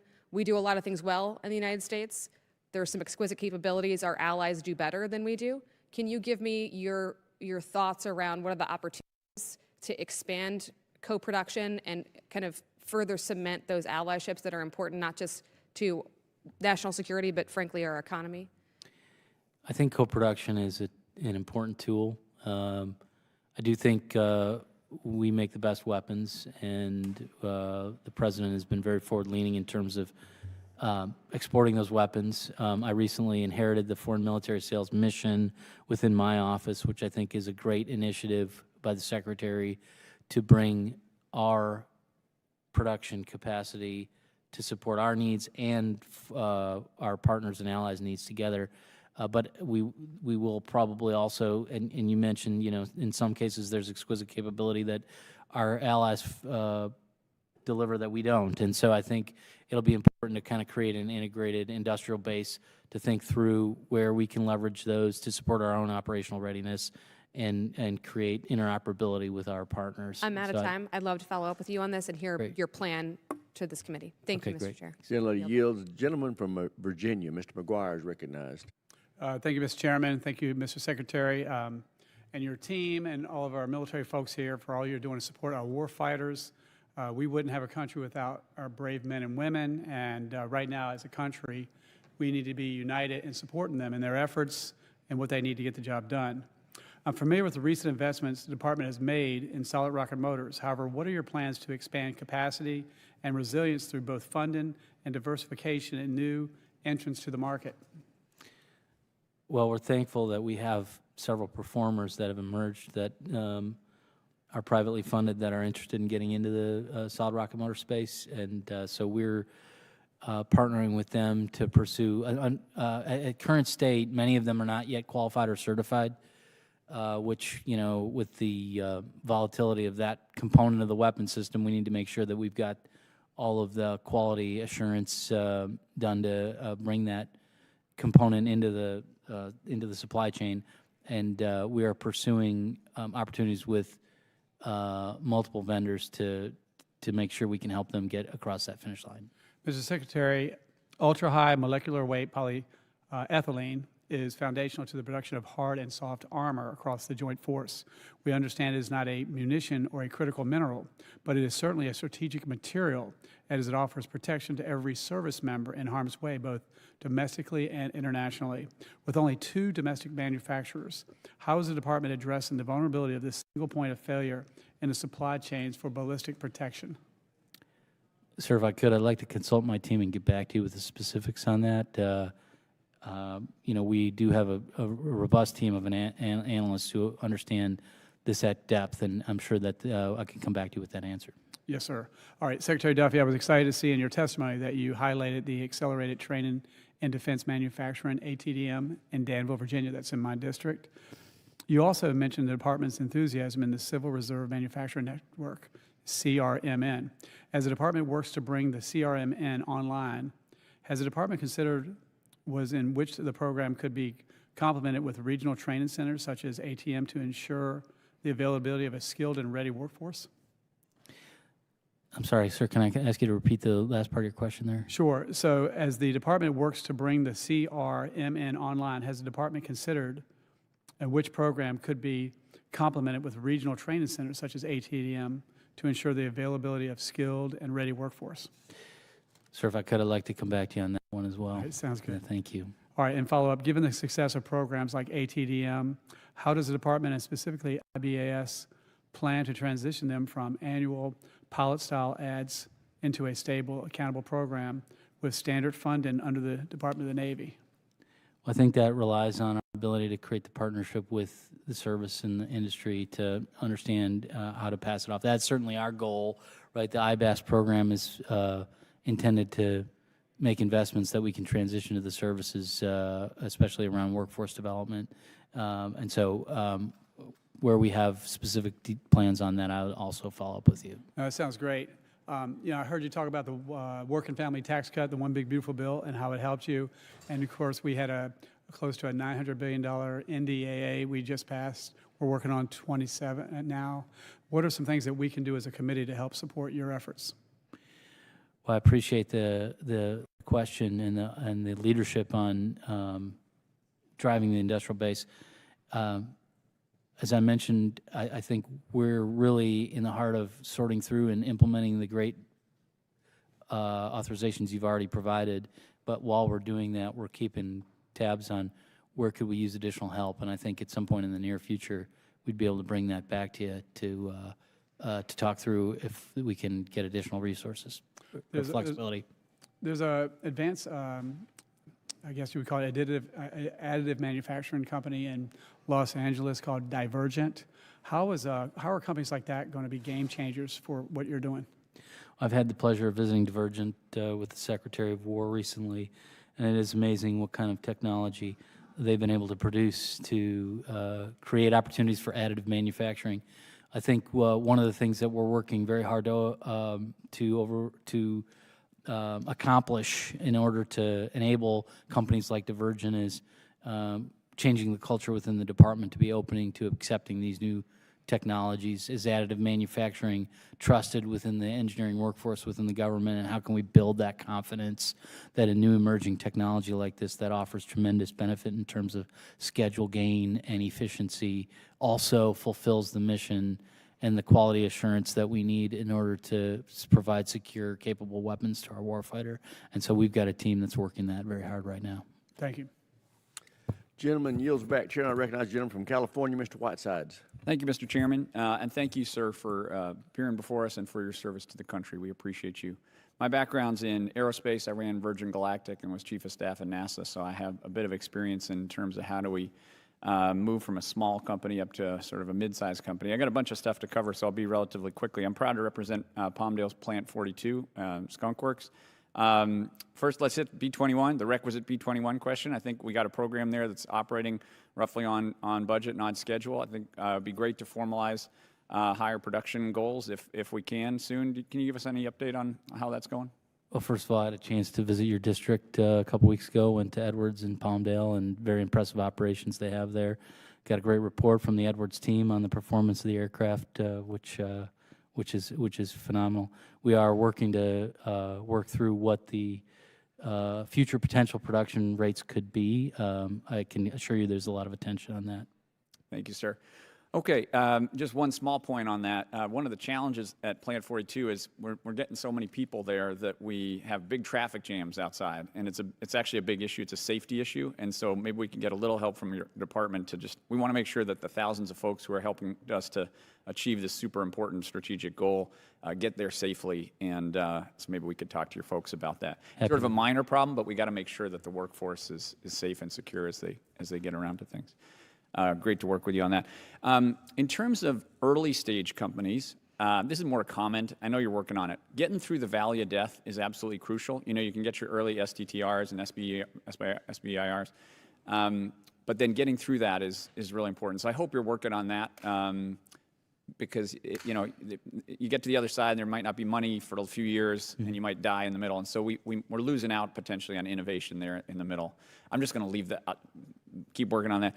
And then similarly for mid-tier companies, they don't necessarily want an equity investment. Maybe they're doing okay, they're positive cash flow, but you know, a government-backed loan or something could enable them to expand production capacity quickly to enable us to reach our goals. So I would encourage you to think about those things, sort of essentially stage-specific help, early, mid, what does each stage need, and be in constant communication with those folks, as I'm sure you are, because that's kind of what we need to be agile and grow those different pieces of things. Do you have any quick comments on that? I think Valley Death is something we definitely need to overcome. I think, how do we introduce flexibility in the acquisition system? We're starting to see uptake on an interest in, for example, unmanned ships in the Navy. And how do we, I think, my opinion is the barrier has been the rigidity of the structure of our programs, where there's really not a champion if you don't have requirements in a program. And so, I think recently the Navy created the Deputy Assistant Secretary of the Navy for unmanned ships.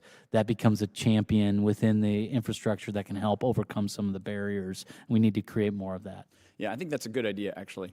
So I'd encourage you to do that. Last point I just want to make is, look, I think you're a pretty pragmatic guy. I think what's been happening with the Anthropic, OpenAI stuff is just a shame. Like, we shouldn't have gotten to that point, in my opinion. We have a supplier who is basically all over the military now and has been helpful, and to get to a place where we have this fight out in the open, I think has been mismanaged. And I would, first of all, I don't even understand labeling them a supply chain risk, but the more important point I want to make is I think it discourages innovative companies from wanting to work with the Department of Defense.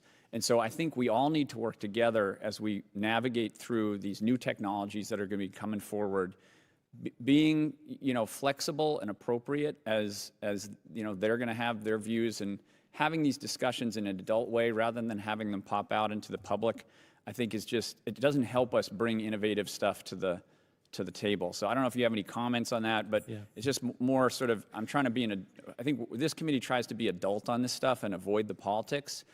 That was an example where I don't think the conversation or the endpoint was conducive to advancing innovation in our national security. I agree with you that we need adult conversations. In this case, it was the vendor that brought it into the public, and I think that exacerbated the problem. Okay, hopefully we can all do better going forward. Thanks for your time. Mr. Chairman, I yield back. Gentleman yields back. Chair, and I recognize the gentleman from Georgia, Dr. McCormick. Thank you, Mr. Chair, and welcome. Thanks for being with us today. Thank you. We have a lot of highlighted technologies right now in play with drones and counter-drone technologies. The Secretary Rubio just said that one of the big problems we had, we were being outproduced basically 100.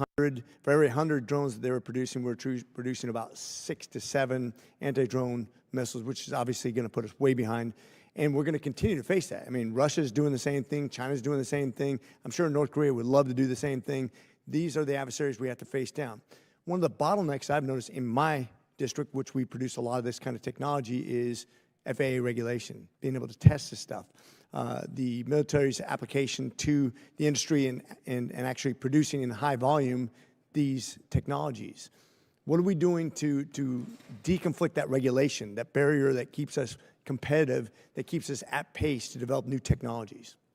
So we do have a regular dialogue with FAA, and we've stood up the Drone Dominance Initiative, which is led by Owen West, recently announced Director of the Defense Innovation Unit, in an attempt to invest the generous allocation of the Congress of $2 billion in the One Big Beautiful Bill to allow us to build out that domestic industrial base, and so that we've got the suppliers, the competitiveness, and the suppliers within the industry. But I do appreciate and agree with you, we need to ensure that we're representing those perspectives in the regulatory discussion, and so we're in contact with FAA to do so. Okay, what do you think about the Joint Interagency Task Force 401's performance so far? How can we do better? Yeah, I think I was, I came on just as they were formulating. I think it's an important initiative. It gives us a single point of contact within the department to represent the commonality of our counter-UAS efforts, being led by tremendous leader, Brigadier General Ross, who is looking for where can we make procurements that are common across all services while respecting where there's unique service needs to acquire counter-UAS within each additional service. And so I think it's kind of an optimal hybrid model for our counter-UAS acquisition. Okay, final question, because I know we've got about 2.5 minutes left, but I'm going to focus on our shipbuilding, which I think is one of the things that are hamstringing us right now. I'm a Marine. We don't have enough amphibs, but we're way behind in all shipbuilding. I think our best contract's, 6 months behind, 150% over budget. That's a significant problem. Just got back from Korea and the Far East, and if you look at all those shipbuilders, whether it be Japan, Korea, China, the Philippines, Cambodia, Thailand, they're kicking our butts. I mean, it's not even close. We should be leading the way, but we are so far behind in ship. The chairman mentioned this in his opening remarks, that this is one of the things that really concerns us. That is our bread and butter, especially in the PACOM region, which is 70% of the world's trade, 70% of the world's population, 70% of the world's might. This is a significant problem, but we seem like we keep on sticking to the antiquated system that keeps us way behind. We go to Korea, they deliver ahead of time on budget. We can't even, that's a joke to us. What are we doing to address that problem? Yeah, it is a big problem. I think number one, at a tactical level, the department is, I mentioned earlier, the business operators for national defense, where we're bringing in production and industrial engineering experts who have proven records in other industries to come in, bring a fresh set of eyes to the shipyards. The companies have been very open about receiving these experts and allowing them to integrate it into their operations. And we're seeing opportunities, some significant opportunities for production gains. I think, we haven't made the investment. I haven't studied the history of the Korean shipbuilding industry. I know they're tremendous. I think they've made significant investment. I think we don't have the competition that I think we generally benefit from in other industries. And so that's, and I'm not sure that that's a near-term opportunity for us to fix. But I think if we bring, from the department's perspective, tremendous leadership and bringing experts on production into the shipyards and helping us get to a place where we can 2 or 3x our production capacity, that's a start.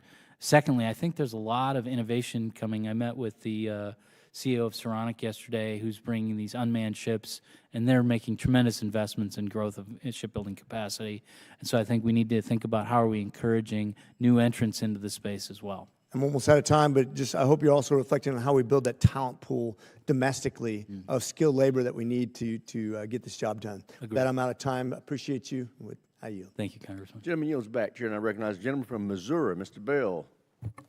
Thank you, Mr. Chair, and the ranking member. To our witness, thank you for being here today. My district in the greater St. Louis region is home to the production of some of the most advanced fighter aircraft in the world. Generations of skilled machinists, engineers, welders, and technicians in our community have built the aircraft and weapon systems that protect our service members and deter our adversaries. St. Louis is a sleeping giant in the defense industrial base. We have the infrastructure, we have the workforce, we have the supplier network, and we have the innovation ecosystem to scale production rapidly when the nation calls. What we need is predictability, investment, and a department that sends clear, stable demand signals so industry can hire, train, and build with confidence. At a time when China is expanding its industrial capacity at a pace we cannot ignore, the United States cannot afford boom and bust procurement cycles that hollow out our workforce and weaken our supply chains. Speed to scale is not just a slogan. It requires stable, multi-year procurement, accelerated qualification of advanced manufacturing, and a workforce strategy that meets the moment. If we get this right, we strengthen deterrence, lower long-term costs, reduce reliance on foreign supply chains, and create good-paying jobs in communities like mine.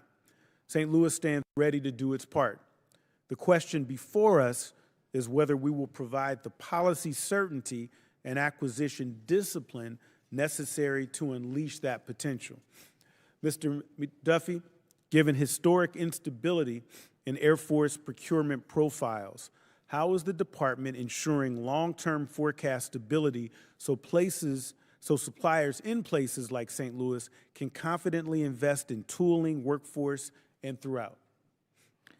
Congressman, thank you for your question. I also had the privilege of visiting your district recently in the Boeing facility. Congratulations on the relocation of the Boeing headquarters to St. Louis. I think that's a tremendous initiative. And I agree with everything you said about how do we build in long-term stability into the industrial base. Munitions is the first case that we took a look at. I think we're interested in exploring and working with Congress to see if that can be extended to other platforms because of all the benefits that you outlined. Investment that comes from the stability when industry knows that there's certainty of demand over a period of time that they can spend on their workforce, on their production capacity, on any means of production that requires enhancement or efficiency, and they know they're going to get the return on investment. I think that comes from the multi-year procurement that we piloted with the help of the Congress last. And as a follow-up, what concrete steps are you taking to avoid the boom and bust cycles that hollow out skilled aerospace like labor markets? Well, I think you know, the announcement of the F-47 is a good step to ensure that we've got an S6 fighter and we can maintain that workforce beyond our current inventory. And I think ensuring that we've got the funding there is the other thing. And so, you know, obviously we're working the FY27 budget right now. And I think the third thing is where we can pursue multi-year procurements, whether it's F-15s with Boeing and F-35s, F-47s. We know we're going to need these systems, and there's only one vendor delivering them. And so how do we keep the pressure on to ensure that we get the delivery that we need, but also provide the certainty so they can make the investments to deliver on time? Across the department, there's been a cited shortage of skilled workers, including welders and machinists. In aerospace-heavy regions like my district, workforce shortages directly constrain output. Here in Congress, I've made it a priority to expand workforce opportunities across educational programs and partnerships with schools and universities across the greater St. Louis region. Does DoD currently have the authority to partner with regional technical schools and workforce boards to expand pipeline programs?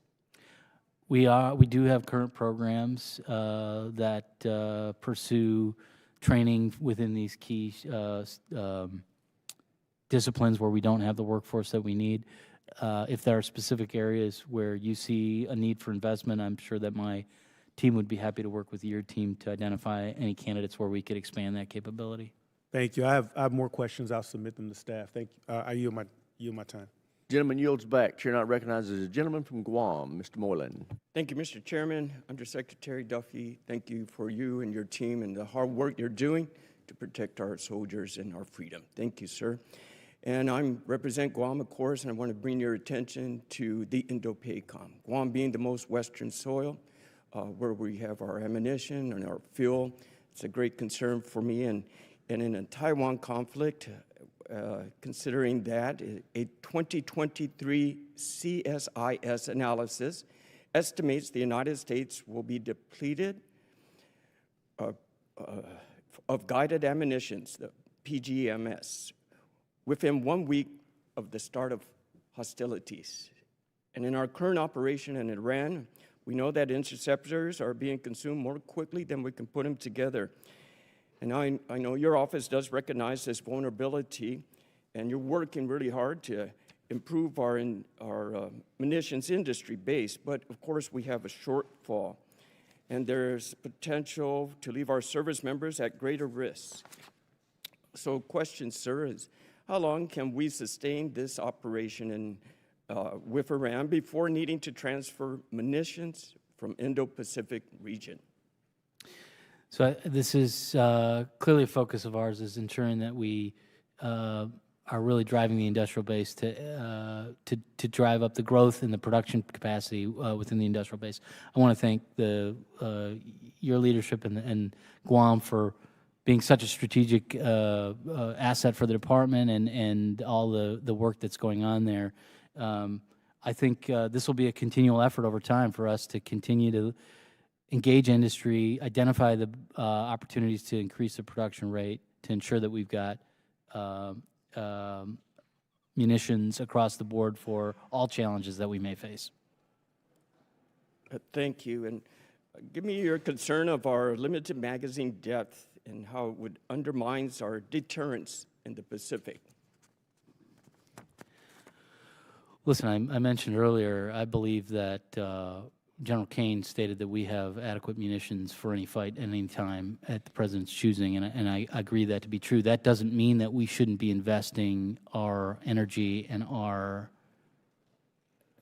treasure and our expertise to expand the defense industrial base and munitions and across multiple portfolios. And so that's where my focus is on a day-to-day basis. So on that line, sir, do you feel or see value in establishing munitions production in the Indo-PACOM Pacific Theater because of our logistics distance and the chain that we had to go through when we finally had to look at our forces overall? So would that be an option for you, sir? My office is consistently considering and evaluating opportunities for not just co-production, co-sustainment, opportunities to partner with our allies in the region, both in Europe and in the Asia-Pacific region, to provide capability for means of production and sustainment. And so I think it's a constant consideration as we engage our allies in the region. Thank you, Undersecretary. I appreciate you. Thank you, Mr. Chairman. Yield back. The gentleman yields back, Chair, and I recognize the gentleman from California, Mr. Cisneros.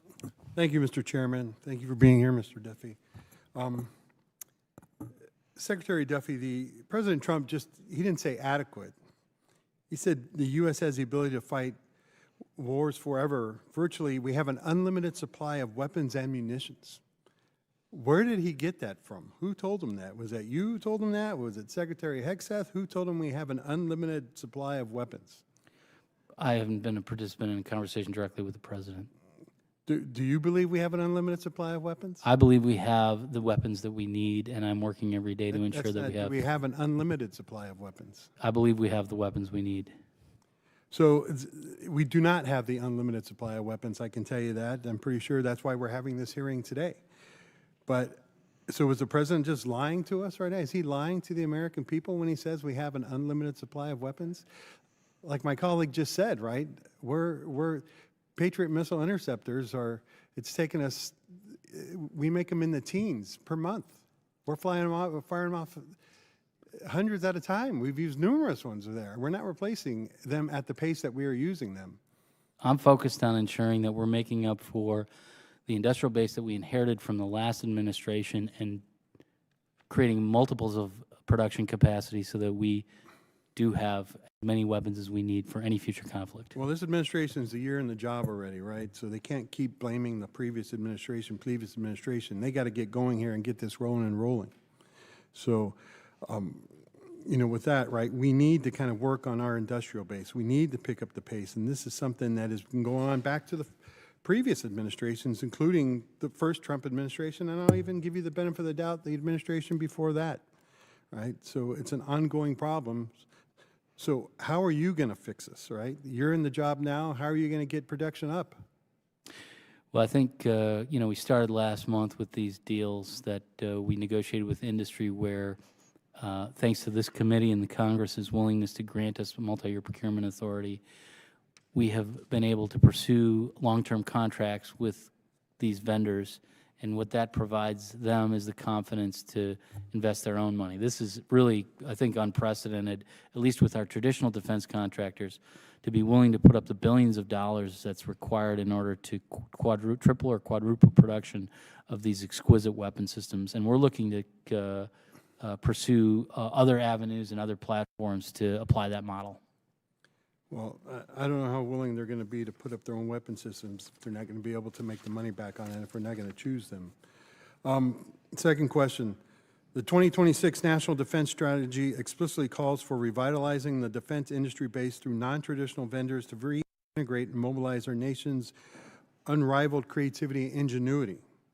This past January, though, Secretary of Defense initiated a line-by-line review of small businesses and 8A contracts to eliminate waste and focus strictly on lethality. There's a paradox here, that DoD wants a broader, more resilient industrial base, but is simultaneously cutting the vast contracts that allow small, non-traditional companies to innovate and survive.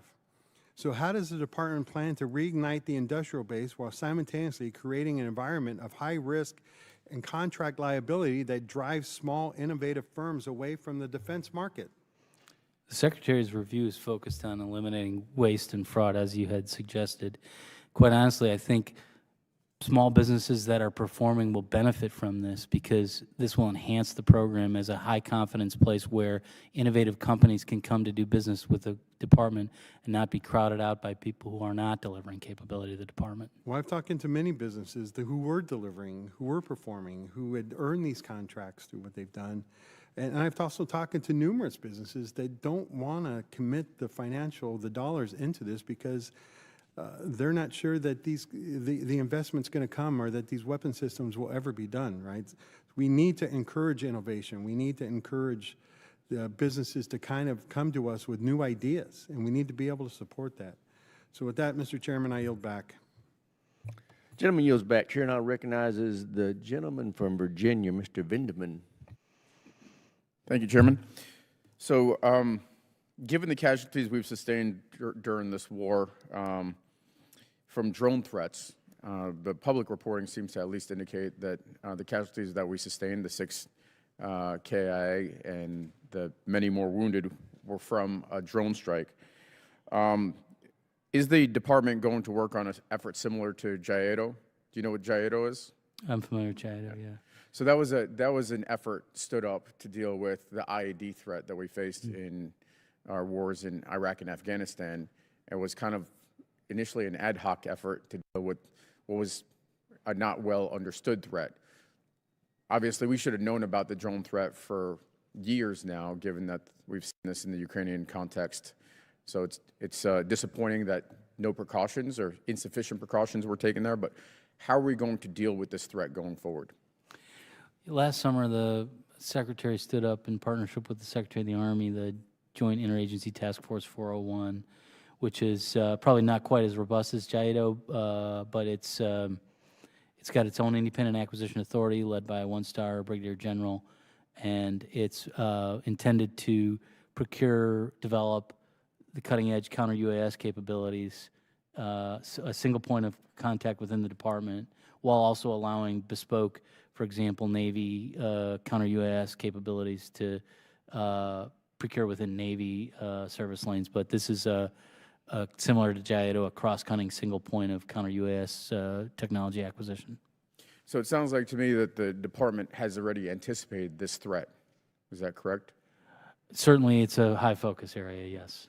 So if it has anticipated the threat, then I guess the casualties already sustained were as a result of a lapse, and I'm sure there's going to be a full investigation conducted by the department, and I look forward to seeing that, given that again, public reporting indicates that there were complaints from the leadership talking about insufficient protection against drone threats.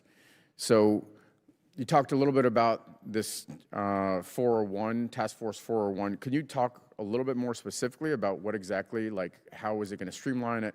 Where can we help as members of Congress? This is absolutely, obviously, a major threat. We've seen it, again, over years. This has to be, I don't know if a 1 star is enough horsepower, but to elevate this now to something that is much more significant, because I'm being told by senior leaders that the threat from the ballistic missiles is actually easier to deal with because we have sufficient interceptors and air defense capabilities, but we are not prepared for drone systems, counter-UAS. I think it absolutely is a key priority. I think what JIADA 401 is focused on is a full range of technologies that are emerging, both privately funded and government-funded technologies.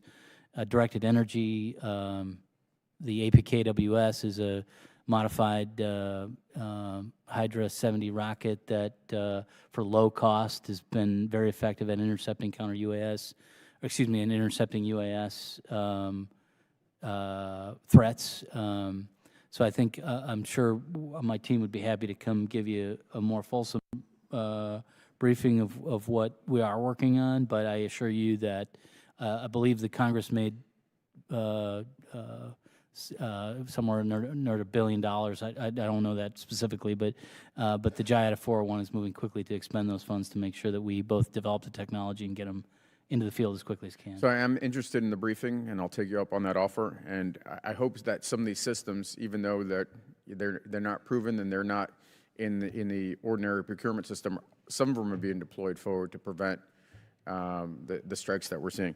Just quickly changing tack here, also on UAS, but one of the things that we've seen effective in the Ukraine battlefield is fiber optic drones, so basically wire guided.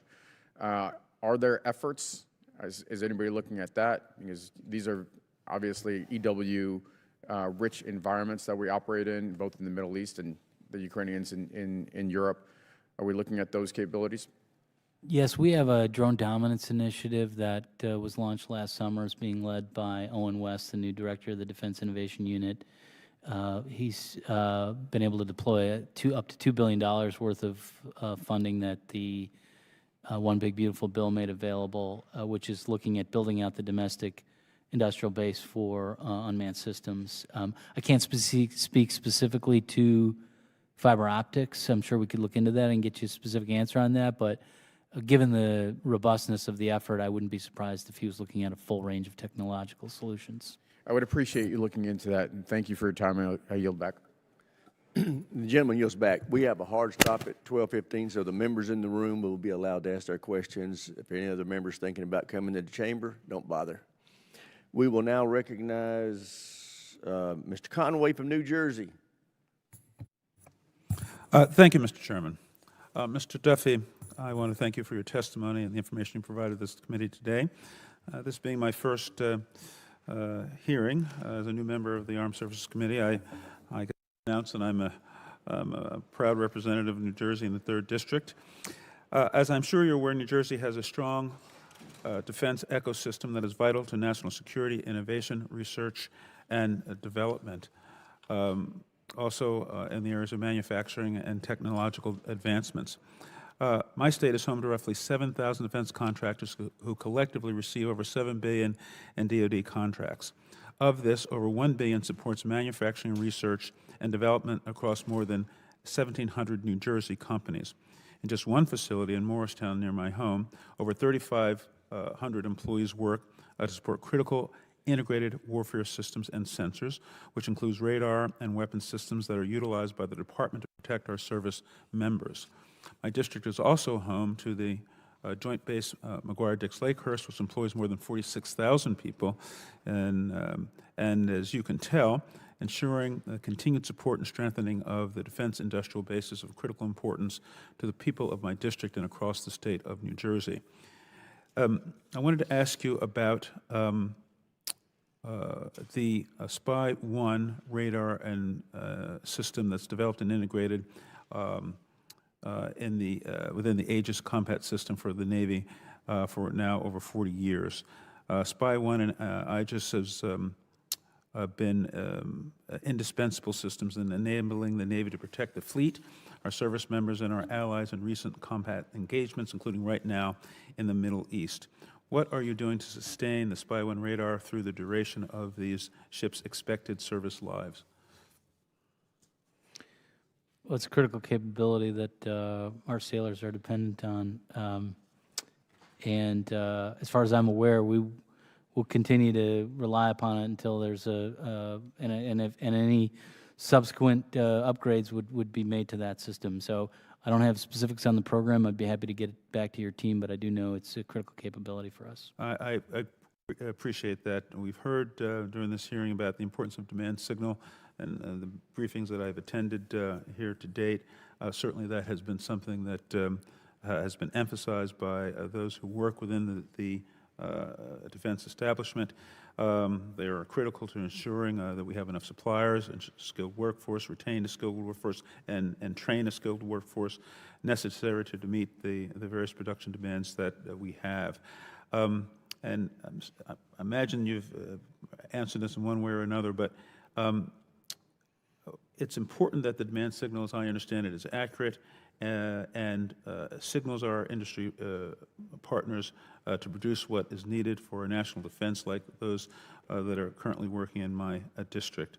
What more can you do to reassure those production facilities that, one, they're receiving the right signal and acting on that signal?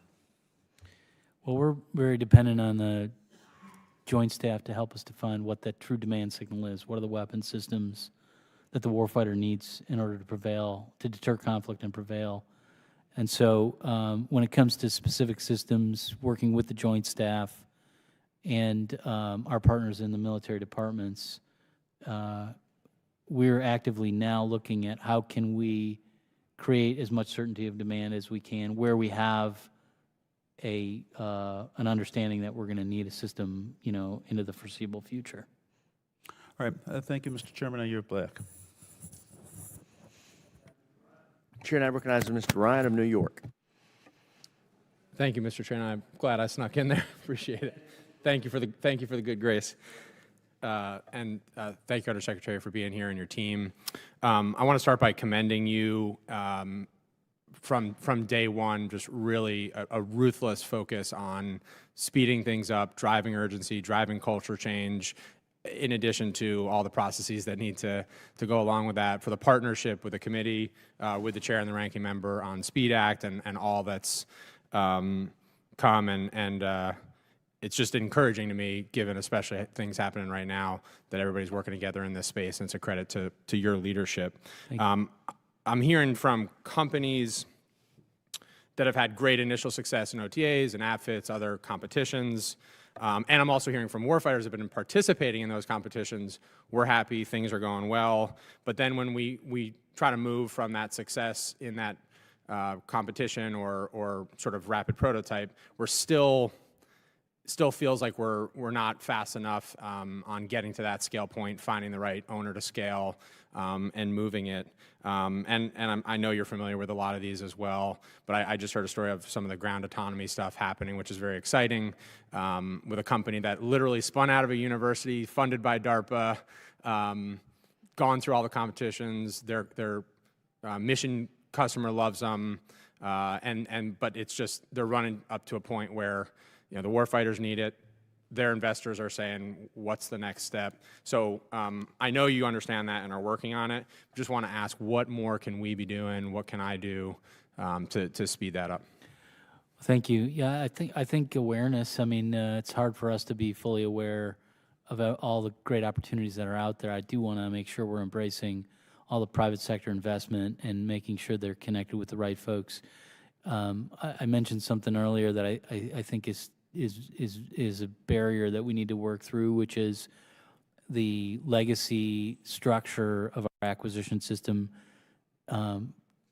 I think makes it challenging for these new entrants to find champions inside the system, and you're only going to get across the valley of death and get into the pipeline if you've got a champion inside the system. So thinking through what kind of mechanisms could we use. I mean, we've created the Defense Innovation Unit in SCO, and of course DARPA and others are helping incubate that technology, but and it's my hope that one of the outcomes of the portfolio acquisition executive with what we believe will be flexibilities will be provided to those leaders that they can potentially be champions of new and emerging technology that are contributing directly to the mission area where they have responsibility for acquiring capability.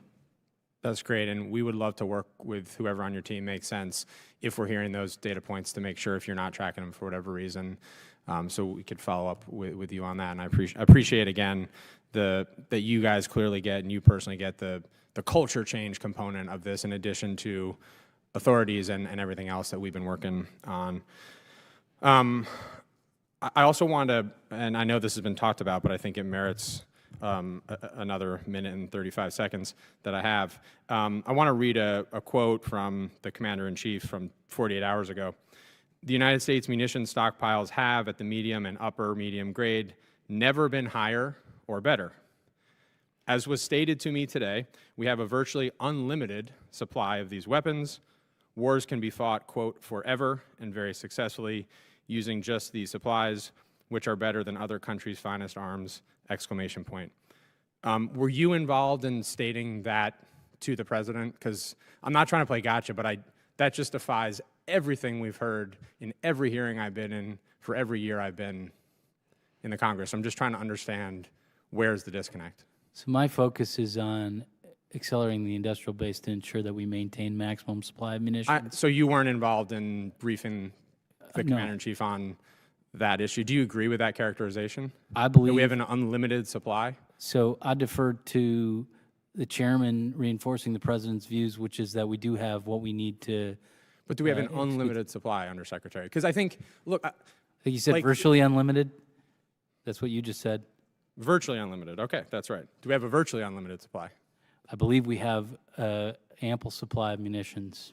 I don't, and we've heard that over and over. And the reason I'm asking this, if we don't honestly grapple with the problem and fully recognize it, if we're deceiving ourselves about the scope of the problem, we're never going to solve it, right? I know we all understand that. So that's why I'm asking it in good faith, and I yield back, Mr. Chair. Gentleman yields back.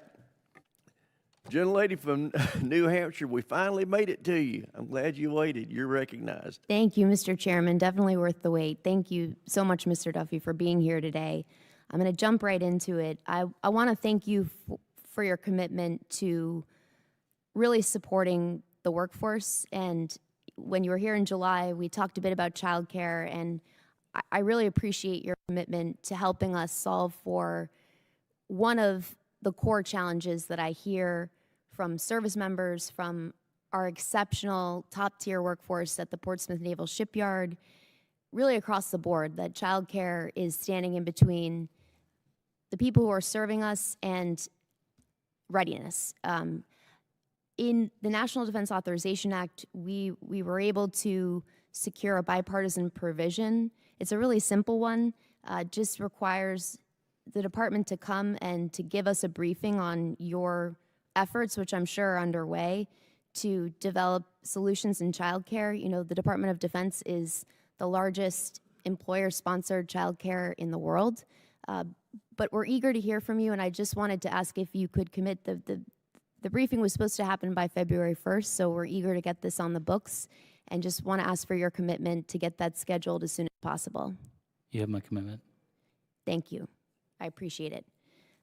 I also want to thank you for in your written testimony and your testimony today, your commitment to building the robust talent pipeline that we're going to need to bring about the next generation of skilled tradespeople in this country. And I wanted to ask you, what are the biggest barriers that have been standing in between the department and the creation of apprenticeship programs and support for career and technical education? Since I know it's a patchwork of 50 states with differing rules, you had a great start, it sounds like, to the pilot program in Michigan, but can you say a little bit more about what the barriers are that you're facing?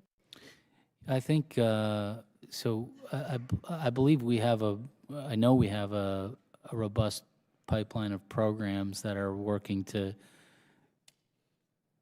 generate interest in the K through 12 and STEM and even vocational trades, and partnering in regional areas to enhance the workforce by training where we have deficiencies in particular trades.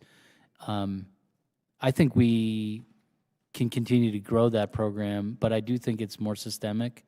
I think it's how do we get the workforce motivated by the mission of this, of the job, of the vocation, and how do we overcome some of the challenges we have with compensation and difficulty of workforce. So I'm not sure training programs are going to get us across those, and so we're devoting a lot of thought internally to, are there broader scale initiatives that we can undertake that champion the importance of the mission of this workforce, and embedding that thinking into the national culture. Not downplaying. I very much think those training programs are significant. I just want to think about, maybe there's a bigger challenge we need to undertake. Well, I would love to work with you on that, especially as we are gearing up for the NDAA for the coming year. So thank you for your commitment to work together on that. Certainly. Huge priority for me. In your written testimony, you talked about the importance of multi-year procurement contracts, and you testified specifically about the ways in which you've used this tool to triple, quadruple production of key missile defense interceptors. So I'm assuming that's to try to shore up what was a depleted and insufficient stockpile? I was addressing the insufficiently invested defense industrial base. The production capacity is there. We have tremendous growth needs for ensuring that we can secure. We're seeing increased expenditures in our European allies, and sure, we but, hope to. We want to triple and quadruple production because we want to shore up what is a stockpile that hasn't exactly met the moment. My concern, Mr. Duffy, is we started this war 5 days ago with an insufficient stockpile in these key missile defense interceptors. We are expending them at a rate that's not entirely clear to me as I sit here now. My concern is, as I read your national defense strategy, how are we going to be able to actually meet this moment and be successful in a strategy of denial, as you put it very well, in the Western Pacific? So this is a question I'll submit to you on the record because I see I'm out of time, but this is my core concern. Thank you. Do you share it? First of all, when it comes to the adequacy of the stockpile, Chairman of the Joint Chiefs of Staff, Dan Kane, stated very clearly today that he planned and is executing a mission that has adequate stockpile. So as I mentioned, my focus is way before this operation started, ensuring that we're making the investments required to expand the industrial base that we inherited that doesn't account for the future growth needs of our security.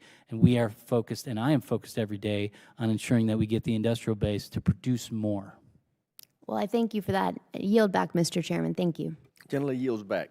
Thank you, Mr. Duffy, for being here. This committee's asked for an accounting of all equity deals that you've made to date. Can you get that to us by the end of the week, please? Yes, sir. Thank you. Been a long day. You did a good job. Thank you very much. We're adjourned. Thank you.